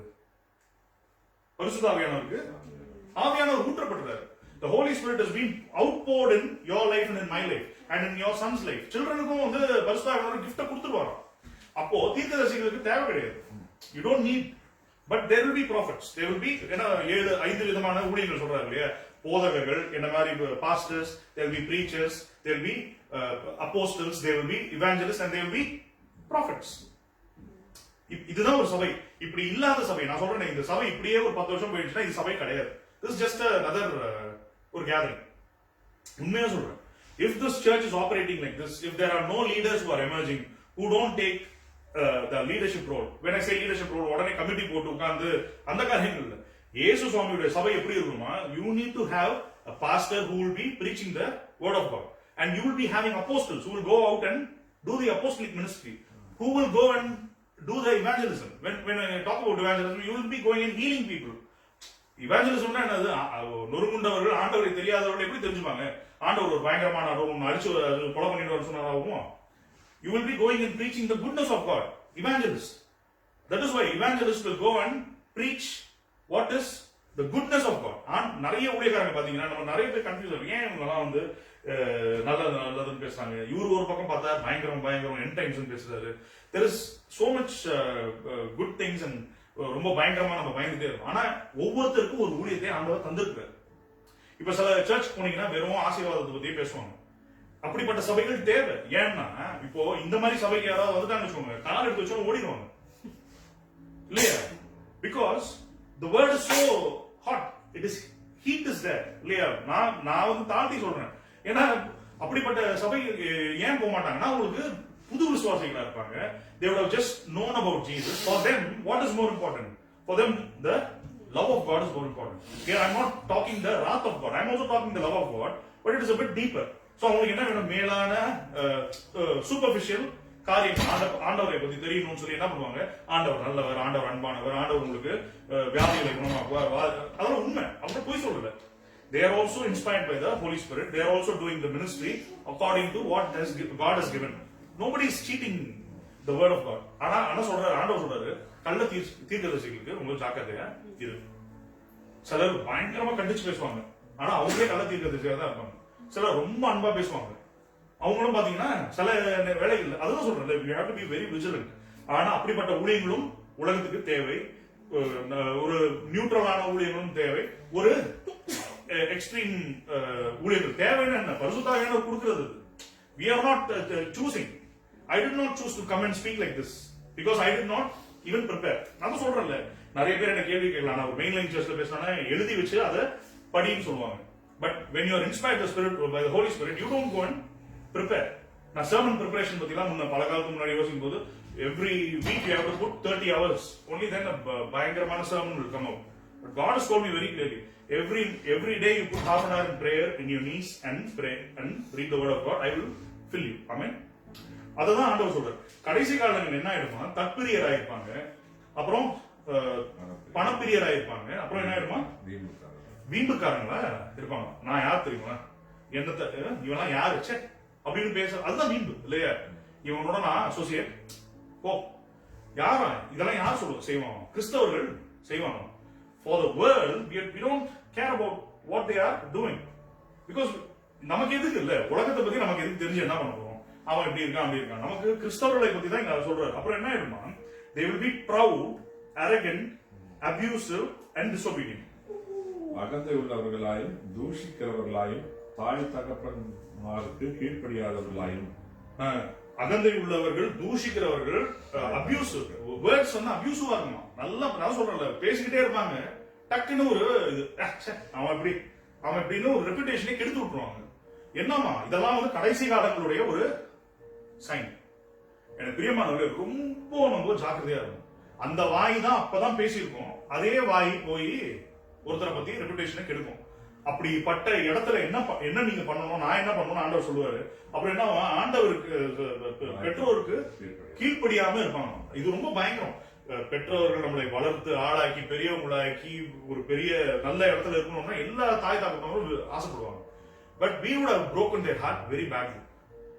பல வேளைகள்ல நாம அவர்களுடைய இருதயத்தை உடைக்கிறோம். They need not be very close to God, or they need not be நம்ம நினைச்சிட்டு இருக்கோம் எனக்கு தான் ஆண்டவர் தெரியுது, அவங்களுக்கு ஆண்டவர் பத்தி தெரியல. But they are also loved by God. அதுக்கு எல்லாம் மேல என்ன, அவங்க யார்? நமக்கு அப்பா அம்மா. அவங்கள நம்ம மனசை கஷ்டப்படுத்தலாமா? படுத்த என்னது நான் சொல்லல, this is the very word of God. It says it will all happen in end times. நான் சொல்றேன், எல்லாருடைய வாழ்க்கையும் நடக்கும். இங்க உட்கார்ந்து கேட்டுட்டு இருக்கவங்க வாழ்க்கையில நானும் என்னுடைய தாய் தகப்பனாரை துன்பப்படுத்தி இருப்பேன். God is saying this will all happen, and if you are not that kind of a person, be vigilant of who is doing that. அப்பா அம்மாவை பத்தி யாராவது பேசிட்டு இருக்கானா? இவங்க அப்படிதான் அவங்க அப்படிதான் சொல்றது ரொம்ப பயங்கர. கடைசி காலத்துல உங்களுடைய சொந்தம் உங்களுடைய மாமனார் மாமியார் அவங்கள பத்தி தான் தப்பு தப்பா பேசிட்டு இருக்காங்களா? Be careful, do not go and associate with such people. அப்புறம் அடுத்தது பாருங்க, படிங்க. நன்றி அறியாதவர்களாயும் பரிசுத்தம் இல்லாதவர்களாயும். நன்றி அறியாதவர்கள், they will not even have gratitude. உங்களுக்கு அவ்வளோ காரியங்கள் யாராவது செஞ்சிருப்பாங்க, நன்றினோட உடனே அவங்க சொல்றதெல்லாம் ஆமா சாமி போடணும்னு. நன்றி என்னன்னா you have to be ever be grateful. கடைசி வரைக்கும் கிரேட்ஃபுல்லா இருக்கும். நீ மனுஷனுக்கே கிரேட்ஃபுல்லா இல்லைன்னா how will you be grateful to God? உன் சகோதரனுக்கே நீ வந்து அன்பு செலுத்தலன்னா நீ தேவனிடம் எப்படி அன்பு செலுத்தணும்னு கேட்கிறாரு. You have to be grateful to the people who are with you. அடுத்தது என்னவா, you they will be unholy, இல்ல பரிசுத்தம் இல்லாம இருப்பாங்க. அதான் சொல்ற, வாழ்க்கையில பரிசுத்தம் இல்ல, பார்வையில பரிசுத்தம் இல்ல, சிந்தனையில பரிசுத்தம் இல்ல, எல்லாத்துலயும் அருவருப்பா இருப்பாங்க. இதெல்லாம் யாருன்னு சொல்லுவார் பாருங்க கடைசியில பியூட்டிஃபுல்லா. சுபாவ அன்பில்லாதவர்களாயும் இணங்காதவர்களாயும் அவதூறு செய்கிறவர்களாயும் இச்சை அடக்கம் இல்லாதவர்களாயும் கொடுமை உள்ளவர்களாயும் நல்லோரை பகைக்கிறவர்களாயும் துரோகிகளாயும் துணிகரம் உள்ளவர்களாயும் இருமாப்புள்ளவர்களாயும் தேவ பிரியமாய் இராமல் சுகபோக பிரியராயும். போதும். எப்படி பாருங்க, இதெல்லாம் வந்து சொல்றாரு பயங்கரமான, ஒவ்வொன்றுத்தையும் சொன்னா ரொம்ப இன்டெப்தா போனா டைமே இருக்காது. பட் ஹி சேயிங் ஹார்ட்லெஸ், மனசு இல்லாதவங்க, இலகின மனசு இல்லாதவங்க இருப்பாங்க. ஸ்லாண்டரஸ், வித்வுட் செல்ஃப் கண்ட்ரோல், அவங்களுடைய வாழ்க்கையில செல்ஃப் கண்ட்ரோலே இருக்காது. நான் சொன்னேன்ல, நான் 2 நாள் முன்னாடி இந்த மாதிரி ஆனவங்க, எனக்கு அந்த பிசாசானவன் வந்து என்னுடைய மைண்ட் இன்ஃபில்ட்ரேட் பண்ணி, நான் இவ்வளவு நாள் காத்துட்டு இருந்த பரிசுத்தத்தையும் இவ்வளவு நாள் நான் இருந்த ஆண்டவர் பிரியமா நடந்ததையும் உடைக்க பார்த்தான். அவன் சொன்னான், why do you have to be like this? Why do you go?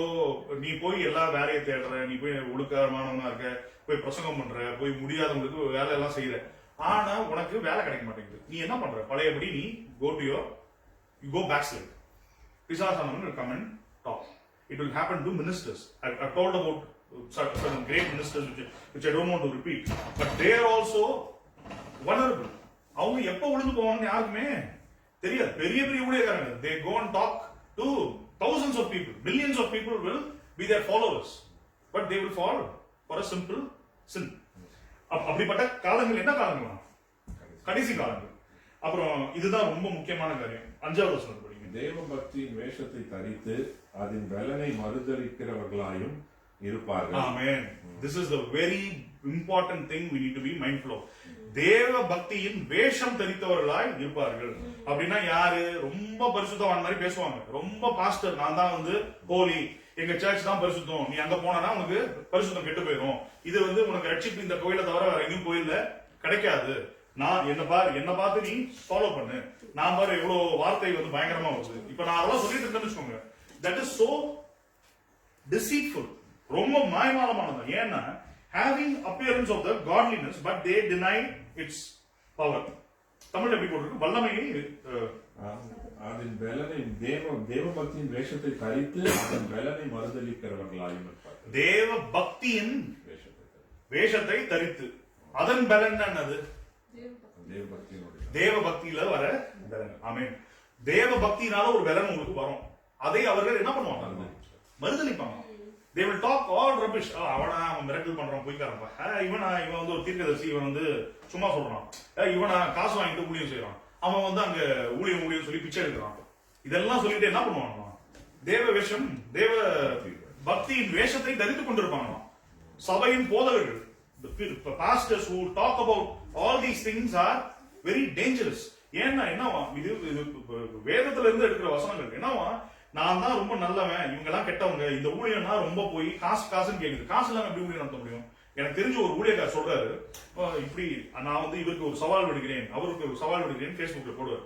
இவங்க எல்லாம் வந்து இந்த மாதிரியான ஊழியக்காரங்க. ஒருத்தர், I will tell you directly, he talked about Paul the Nagran. அவர் வந்து சொல்றாரு, Paul the Nagran காசு வாங்கிட்டு ஊழியம் பண்றாரு, பிச்சை எடுக்கிறாங்க, அவங்க வந்து காசுன்னு கேட்டுட்டு இருக்காங்க அப்படின்னு a man of God was talking in YouTube. ஆனா அதே மனுஷன் என்ன பண்றாரு? யூடியூப்ல வரை காணிக்கைகளை நான் என்னுடைய ஆர்ஃபனேஜ்ல இருக்கிற பிள்ளைங்களுக்கு கொடுத்துருவேன் அப்படின்னு விளம்பரம் போடுறேன். இது பாத்தீங்கன்னா இவ்வளவு நல்ல மனுஷன், இவ்வளவு ஓப்பனா is putting the thing in giving to orphanage அப்படின்னு தான் நம்ம நினைப்போம். அப்போ உனக்கு வந்தா நல்ல காசு, பால் தி நகரன் போனா கெட்ட காசா? See, how do you standardize things? How will you say giving money to a big ministry is wrong and giving money to a poor ministry is good. எப்படி சொல்றீங்க? ஆண்டவர் எதற்கெல்லாம் தக்கபடியான அவர் சொல்றாருல, சின்ன மினிஸ்ட்ரியை வந்து ஆண்டவர் கண்டிக்கிறார். நீ இப்படியே சின்ன கூட்டமா சுத்திக்கிட்டு ஏமாத்திட்டு இருந்தா, இருட்டு பிள்ளையா நீ வேலைகளை செஞ்சுட்டு இருந்தா என்ன ஆயிடுவோமா, உங்ககிட்ட இருக்கிறது புடுங்கி, இருக்கிற 2-3 புடுங்கி எங்க வந்து ஊழி ஒழுங்கா நடக்குதோ அவங்க கொடுத்துருவான்ற. எங்க படிச்சோம் இல்லையா வேதத்துல? It is a woman. It is a parable which Jesus talked few weeks back. He's saying, do not do all these things. This man, when I was discussing to Monica, I said, see, this man looks very nice. He talks all good things. அப்படியே நல்ல அவர் வந்து கரெக்டான காரியங்களை பேசுற மாதிரி இருக்கும். But he is very deceptive. அப்ப ஏன்னா நீங்க காசு வாங்காம ஊழியம் நடத்த முடியுமா? He doesn't go to work. நான் சொல்ற பாஸ்டர் அவர் வேலைக்கு போல, அவர் காசு வந்து ஊழியத்தின் காசுல தான் அவர் வாழ்ந்துட்டு இருக்காரு. அவர் ஊழியத்துல தான் அவர் குடும்பமே நடக்குது. ஆனா அவர் என்ன பண்றாரு? இன்னொரு ஒரு பெரிய ஊழியர்களை போய் கமெண்ட் பண்ணிக்கிட்டே இருக்காரு. அவன் தப்பு, அவன் இப்படி, அவன் இப்படி. அவங்க தான் வந்து இவங்கன்னு சொல்றாரு. என்னவா? தேவ பக்தியின் வேஷம் தரித்தவர்கள். They will be putting a garment of holiness, godliness.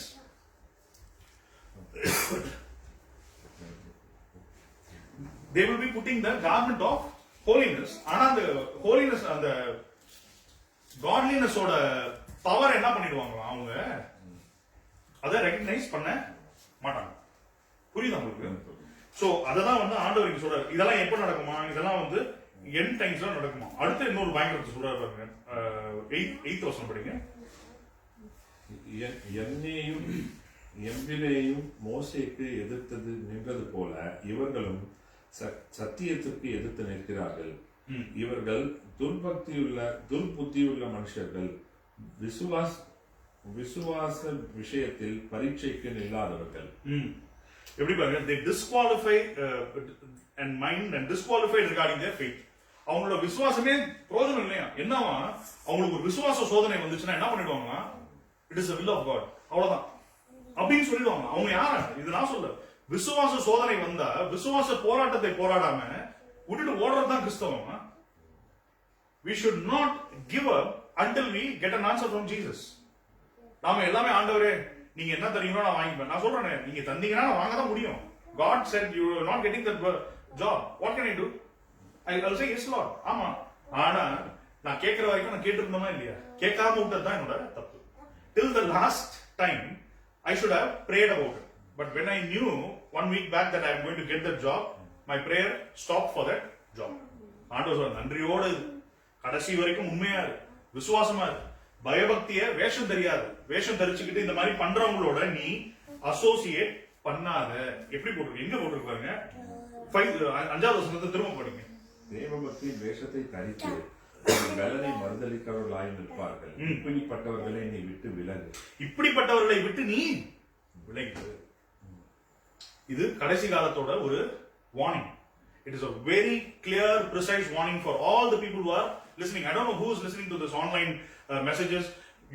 This message may not appeal to you, but God is saying this is a very true, unadulterated word of God. Last week I said somebody was offended, hurt by all the preachings which I preach. I don't care because I'm preaching the truth. ஏன்னா இதை நான் செஞ்சுட்டு நின்னா கூட ஆண்டவர் என்னை எரி நரகத்திலையும் ஆக்கினையிலும் போட்டுருவார். வேஷம் தெரியாத பாஸ்டர் மாதிரி நடிக்காத. உனக்கு ஊழிய அழைப்பு இல்லைன்னா விட்டுட்டு ஓடிடு. ஊழிய அழைப்பு இல்லாம நீ ஊழியத்தை வந்து செஞ்சுட்டு நான் வந்து பரிசுத்தவான் நான் வந்து பரலோக ராஜ்யத்துல நான் ஆளுல சேர்க்கிறேன் அப்படின்னு சொல்லிட்டு உன்னுடைய கூட்டத்துக்காகவும் உன் வயித்தை வளர்த்துக்கிறதுக்காகவும் நீ பண்ணிட்டு இருந்தனா என்ன ஆயிடும்? வேஷம் தரித்து you will be putting a garment of godliness, but you will be having a deceptive life. When it comes to your faith testing, you will leave and run. இல்ல அவ்வளவுதான். என்ன போட்டுருவோம்? ஆண்டவர் மேல பழி போட்டுருவோம், பாரத்தை போட்டுருவோம். எப்படி? ஆண்டவர் சொல்றாரு, நீ பழி பாரத்தை என் மேல் போடாத. Don't say, Lord, it is your will of God. That's all, finished. ஏன்னா விசுவாசம்ன்றது என்னது? போராடி பெறறதுதான் விசுவாசம். ஆமென். You need to be battling in your faith. You cannot just say, because when people say, ultimately the will of God will happen in anybody's life. எல்லாருடைய வாழ்க்கையும் ஆண்டவருடைய சித்தம் தான் நடக்கும். அப்ப ஆண்டவருடைய சித்தம் மட்டுமே நடக்கும். ஆண்டவருடைய சித்தத்தை தவிர என்னுடைய ஃபெய்த்துக்கு வல்லமை இல்லைன்னு சொன்னா என்ன ஆயிடுமா? இதெல்லாம் போட்டுருக்கு. You are disqualified in your faith. அப்படிப்பட்ட கூட்டத்தோட நீ அசோசியேட் பண்ணாத, ஓடி. இது நான் சொல்றேன். என்னவா இது போட்டிருக்கு? விலகிடு. Avoid such people because it is end times. You don't have time for all these things because you are called. You brothers and you sisters who who are going through tough times, or you may be having a comfortable time from wherever, whichever part of the world you are listening to, God is saying, if you are associated with such group, if you are associated with such people, if you are associated with such churches, if you are associated with people who think they are righteous, who are godly, who are putting the garment of godliness, but their actions are something else, ஓடிடுங்கன்ற, விட்டுட்டு விலகிடுங்க, வேண்டாம். ஏன்னா நீங்க விட்டுட்டு விலகினீங்கன்னா என்ன ஆயிடுவீங்க? உலகத்துக்கு நீங்க எதிரிகளா ஆயிடுவீங்க. கிறிஸ்துவுக்கு நீங்க நண்பர்களா இருந்தீங்கன்னா உலகத்துக்கு எதிரிகளா ஆயிடுவீங்க. So the first dimension was how God is going to see, show you signs and wonders, and அவருடைய வருகையை இந்த உலகத்துல எப்படி ராஜ்யம் எழும்பும் அதெல்லாம் நம்ம பார்த்துக்கிட்டே இருப்போம். It will all happen. On the other side, these kinds of individuals will be in your life. These people, இப்ப நான் இப்ப பேசிட்டு இருக்கிறது அந்த இண்டிவிஜுவல்ஸ்னா தயவு செய்து மாறிடுங்க. உங்களை விட்டு யாரும் ஓடிடாதபடி நீங்க நடந்துக்கோங்க. இல்ல நீங்க அப்படிப்பட்டவங்களோட அசோசியேட் பண்ணீங்கன்னா do not associate with such people அப்படின்னு ஆண்டவர் சொல்றாரு. அப்புறம் இங்க பாருங்களேன், 12வது வசனம் படிக்கிறேன். Indeed all who desire to live a godly life in Jesus Christ will be persecuted. தமிழ்ல எப்படி போட்டு? அன்றியும் கிறிஸ்து இயேசுவுக்குள் தேவ பக்தியாய் நடக்கிற மனதாய் இருக்கிற யாவரும் துன்பப்படுவார்கள். என்ன பண்ணுவாங்களா? துன்பப்படுவாங்க. வியாதி வரும், துன்பம் வரும், பண கஷ்டம் வரும், கடன் தொல்லை வரும், முடியவே முடியாதுன்னு வரும். ஆனா நீங்க அதுல இதெல்லாம் மேற்கொண்டு வெளியில வரணும்னா என்ன ஆகும்? ஆண்டவரோட பிள்ளைங்களா நீங்க மாறினீங்கன்னா என்ன ஆயிடுவீங்களா? இந்த கஷ்டங்கள்லாம் உங்களுக்கு வந்து நிற்கும். இதெல்லாம் வந்து it will be a part of your Christian life. இதெல்லாம் நீங்க விட்டுட்டு நான் வந்து ஹாப்பியா இருக்கேன், ஜாலியா இருக்கேன், நான் வந்து ஜாலி ஹாப்பியெல்லாம் எப்படி இருக்கணும்னா நம்ம டெய்லி நம்ம ஆத்மாவில் ஹாப்பியா இருக்கணும். Our soul should be singing, our soul should be praising God. We need to be always giving thanks to God. ஆனா அதுக்குன்னு சொல்லிட்டு உங்களுக்கு கஷ்டமே வரக்கூடாது, ஆண்டவரே கஷ்டமே எனக்கு வந்துச்சுன்னா நான் வந்து நான் உங்க பிள்ளை இல்லை அப்படின்னு சொல்லக்கூடாது. என்னவா? Indeed all who desire to live a godly life in Jesus Christ will be persecuted. உங்களுக்கு உலகம் ஒரு பயங்கரமான காரியத்தை வைத்திருக்கு. உலகத்தின் அதிபதி அதோட பயங்கரமான காரியத்தை வச்சிருக்கான். அந்த 7 வருஷம் முடிவுல அரசாட்சி அவன் செய்யும் பொழுது முதல் 3 வருஷம் ஒரு மாதிரியான மேலோட்டமான காலங்களை தருவான். கடைசி 3 வருஷங்கள் will be very dangerous.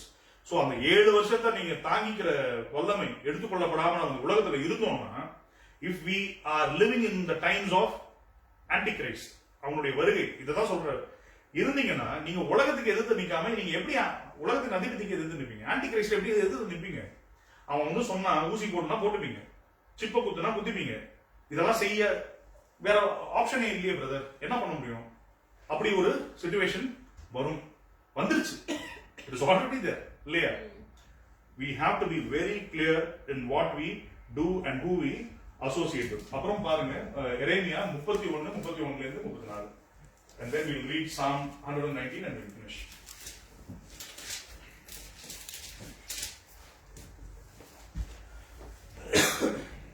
இதோ நாட்கள் வரும் என்று கர்த்தர் சொல்லுகிறார், அப்போது இஸ்ரவேல் குடும்பத்தோடும் யூதா குடும்பத்தோடும் உடன்படிக்கை பண்ணுவேன்.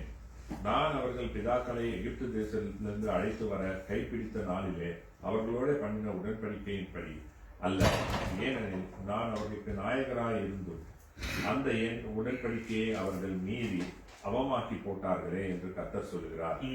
அந்நாட்களுக்கு பிற்பாடு நான் இஸ்ரவேல் குடும்பத்தோட பண்ண போகிற உடன்படிக்கையாவது, நான் என் நியாய பிரமாணத்தை அவர்கள் உள்ளத்திலே வைத்து அதை அவர்கள் இருதயத்தில் எழுதி நான் அவர்கள் தேவனாய் இருப்பேன், அவர்கள் என் ஜனமாய் இருப்பார்கள் என்று கர்த்தர் சொல்கிறார். பாருங்க, இந்த முடிவு காலத்தில் வரும் பொழுது ஆண்டவர் என்ன பண்றாரா? அவருடைய விசுவாசிகளுக்கு, அவருடைய பிள்ளைகளுக்கு உடன்படிக்கை பண்ண சித்தமா இருக்கிறாங்க. He's saying, leave all the things which I've already talked to you about. விட்டுட்டு நீ என்ன பண்ணு, புதிய உடன்படிக்கைக்குள்ளாக வா. எகிப்தில இருந்து வந்த அந்த ஜனங்க என்ன பண்ணிட்டாங்க? உடன்படிக்கையை போட்டுட்டு தான் நான் கூப்பிட்டு வரேன். ஆனா என்ன பண்ணிட்டாங்க? they have broken the covenant. உடன்படிக்கை உடைச்சிட்டாங்க. இப்போ நான் என்ன பண்றேன்? இந்த முடிவு காலத்துல உங்க கூட நான் பேசிக்கிட்டே இருக்கேன். I'm talking to you constantly. I want to put a new covenant with you. Amen.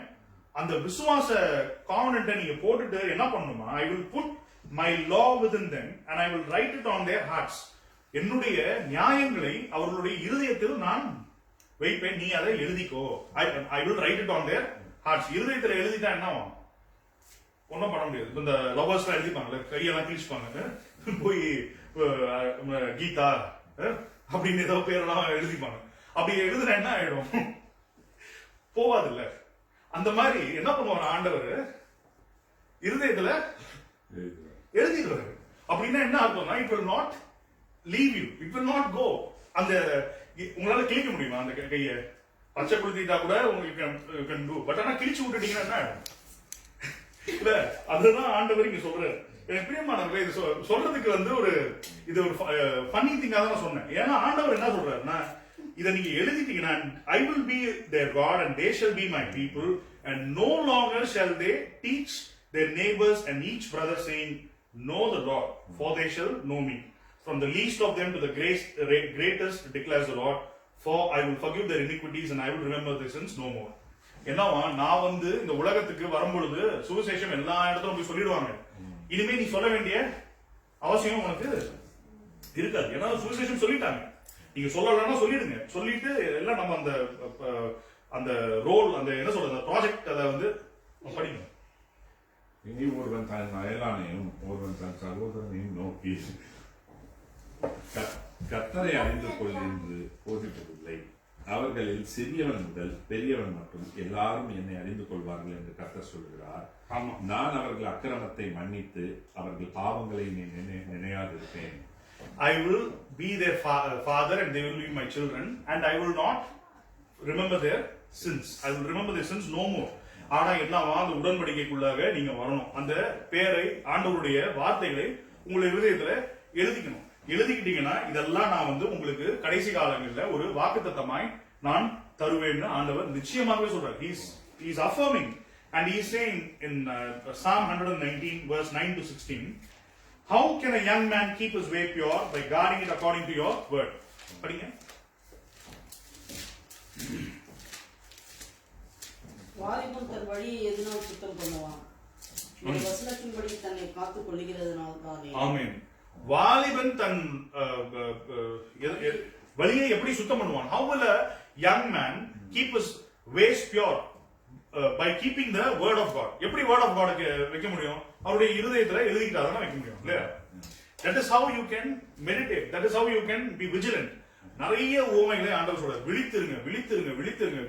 Be alert, be vigilant.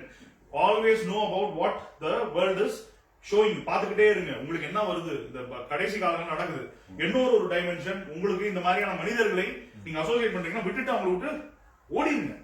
பண்ணிட்டு என்ன சொல்றாரா, அப்படின்னா நீங்க பண்றது யாரு? நம்மளா வாலிபர்கள் தானே. அவர் சொல்றாரு, நீங்க எப்படியா என்னுடைய வார்த்தையை காத்துக் கொள்ளுகிறதுனால் மாத்திரம் தான் பண்ண முடியும். அப்படின்னா என்னன்னா, not only by reading the word of God but not only writing the word of God. சில வீட்டுல பாத்தீங்கன்னா ஃபுல்லா வசனமா எழுதி வச்சிருப்பாங்க, ஆனா ஒரு வசனத்தையும் ஃபாலோ பண்ண மாட்டாங்க. Faith faith faith I am saved by the faith எல்லாம் எழுதுவாங்க. ஏதாவது ஒரு டயக்னோசிஸ் வந்துச்சா பயந்துருவாங்க. அது எனக்கு பிரியமான ஆண்டவர் சொல்றாரு, நீங்க காத்துக்கொள்ளுங்க. காட் இட் அப்படின்னா என்ன? காத்துட்டு அதன்படி நடங்க. அப்புறம் படிக்க 10 to 16. முழு இருதயத்தோடும் உம்மை தேடுகிறேன், என்னை உமது கற்பனைகளை விட்டு வழி தப்ப விடாதேயும். நான் உமக்கு விரோதமாய் பாவம் செய்யாதபடிக்கு உமது வாக்கை என் இருதயத்தில் வைத்து வைத்தேன். கர்த்தாவே, நீ ஸ்தோத்திரிக்கப்பட்டவர், உம்முடைய பிரமாணங்களே எனக்கு போதியும்.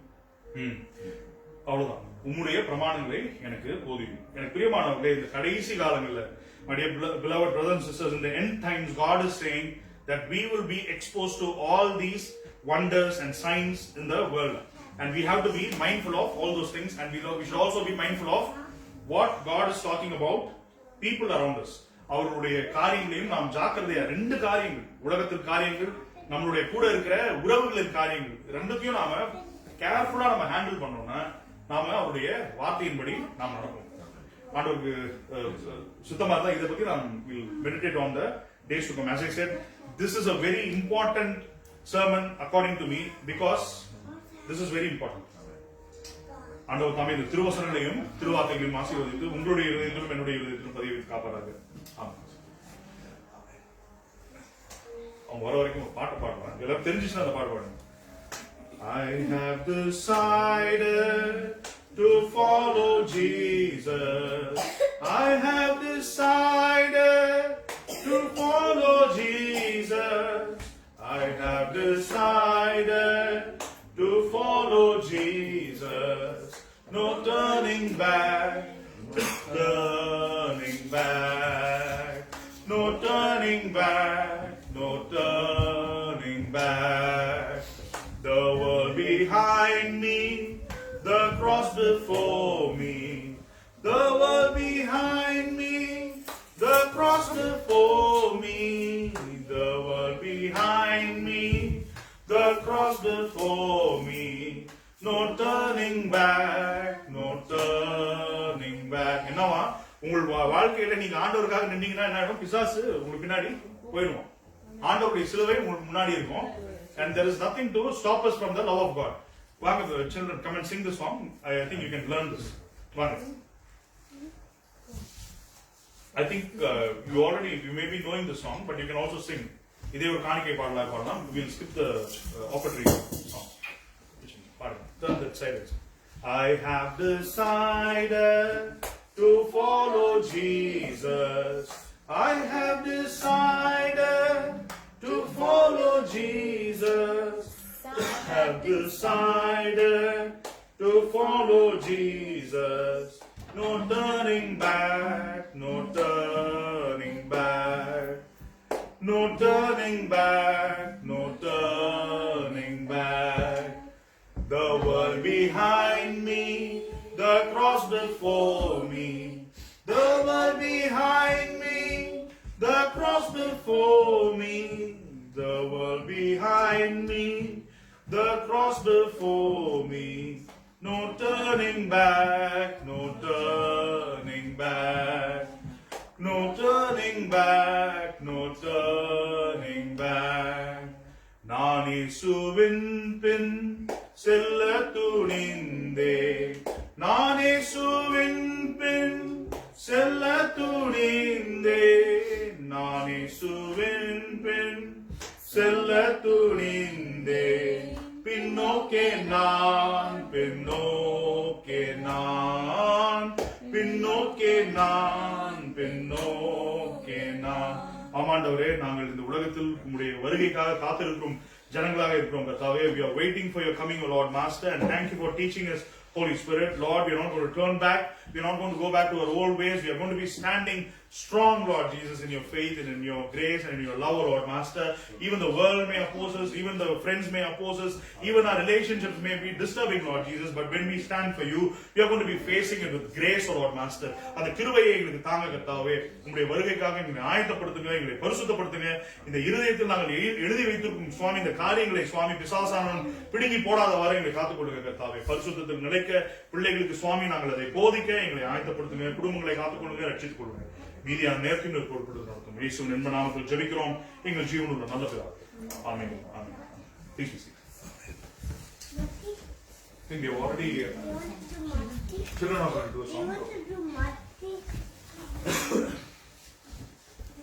You can come.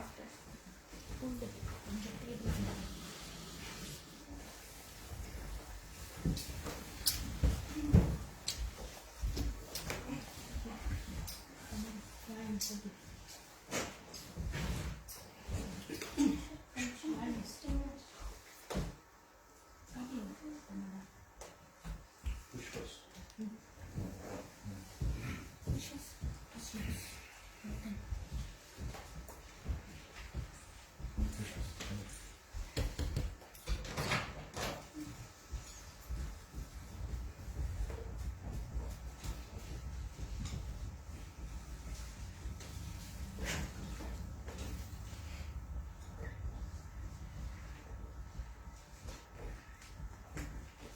Are you all waiting for the music?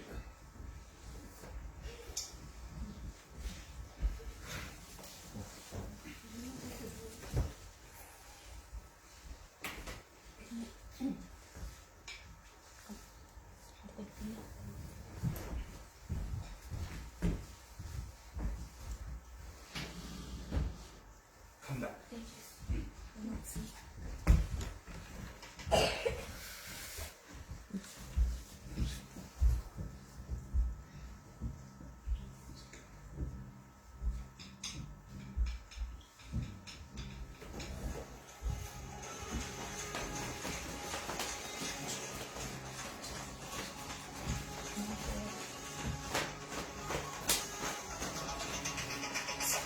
சவால்பட்டும் சந்ததி நாங்க சேனைகளிட்டு வந்து போட்டியிருந்து நாங்க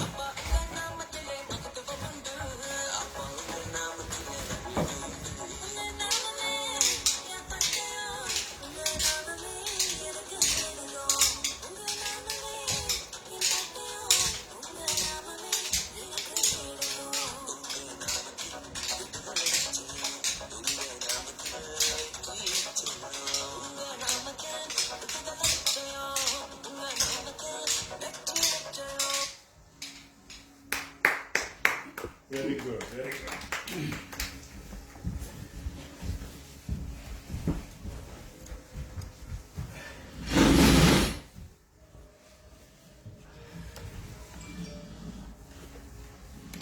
That was a very fantastic performance, but God will always be watching you and be mindful of all the things which you do it in His name.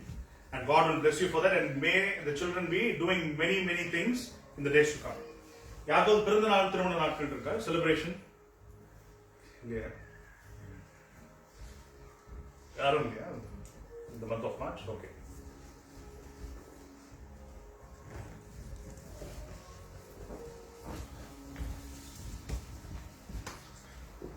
இரக்கங்களில் ஐஸ்வர்யங்களை தகப்பனே, ஆண்டவரே இந்த வேலைக்காக மறுபடியும் அந்த நன்றிகளை ஏறெடுக்கிறோம் சுவாமி. ஆண்டவரே இந்த காலை வேலையிலே ஆண்டவரே நீ சொல்லி கொடுத்த, நீ பேசின ஒவ்வொரு வசனத்துக்காகவும் ஒவ்வொரு வார்த்தைக்காகவும் நாங்கள் நன்றிகளை ஏறெடுக்கிறோம் சுவாமி.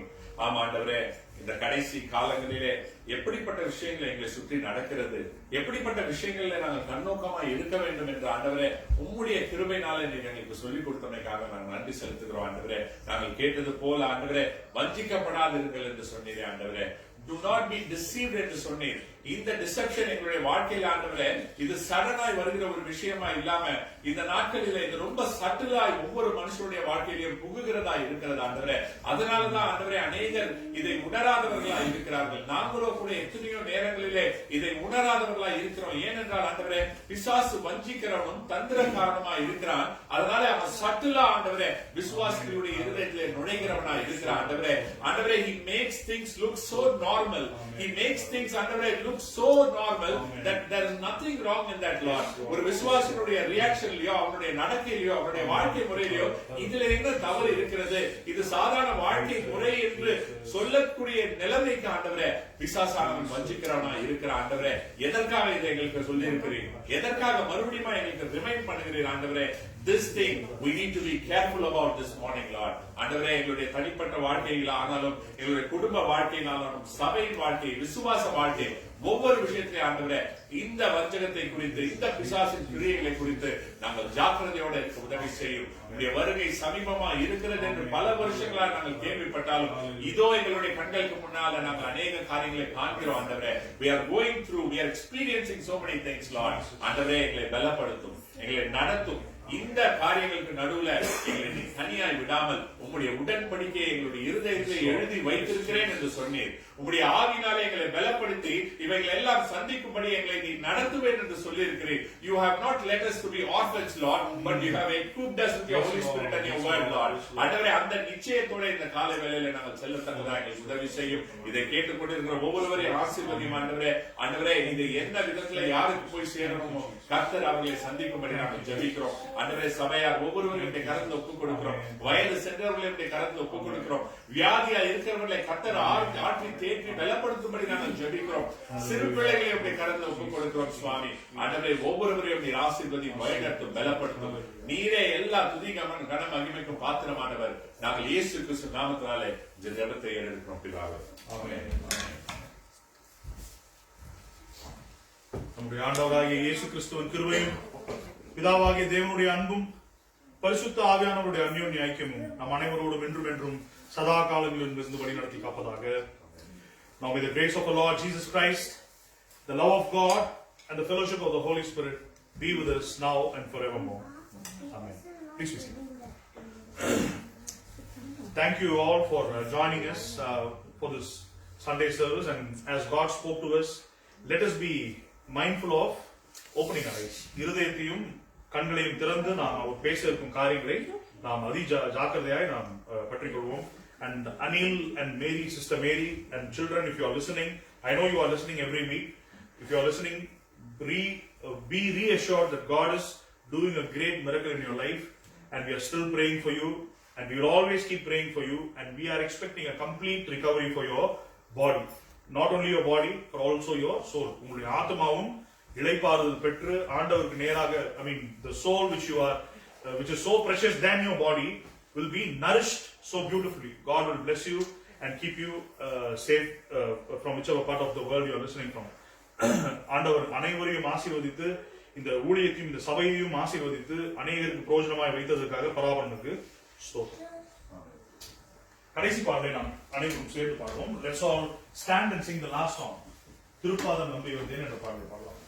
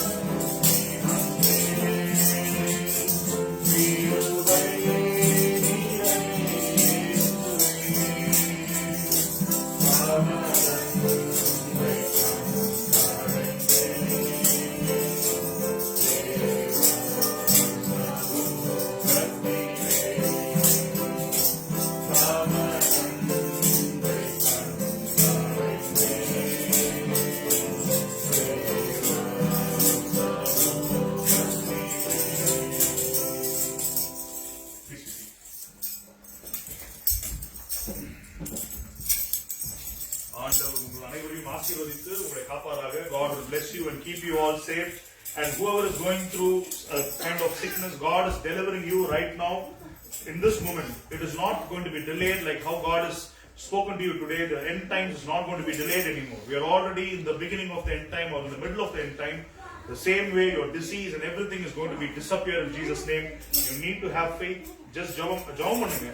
ஆண்டவருக்கு விசுவாசமா ஜெபம் பண்ணுங்க. ஆண்டவர் உங்களை நிச்சயமாகவே விடுதலை தருவார். God bless you all.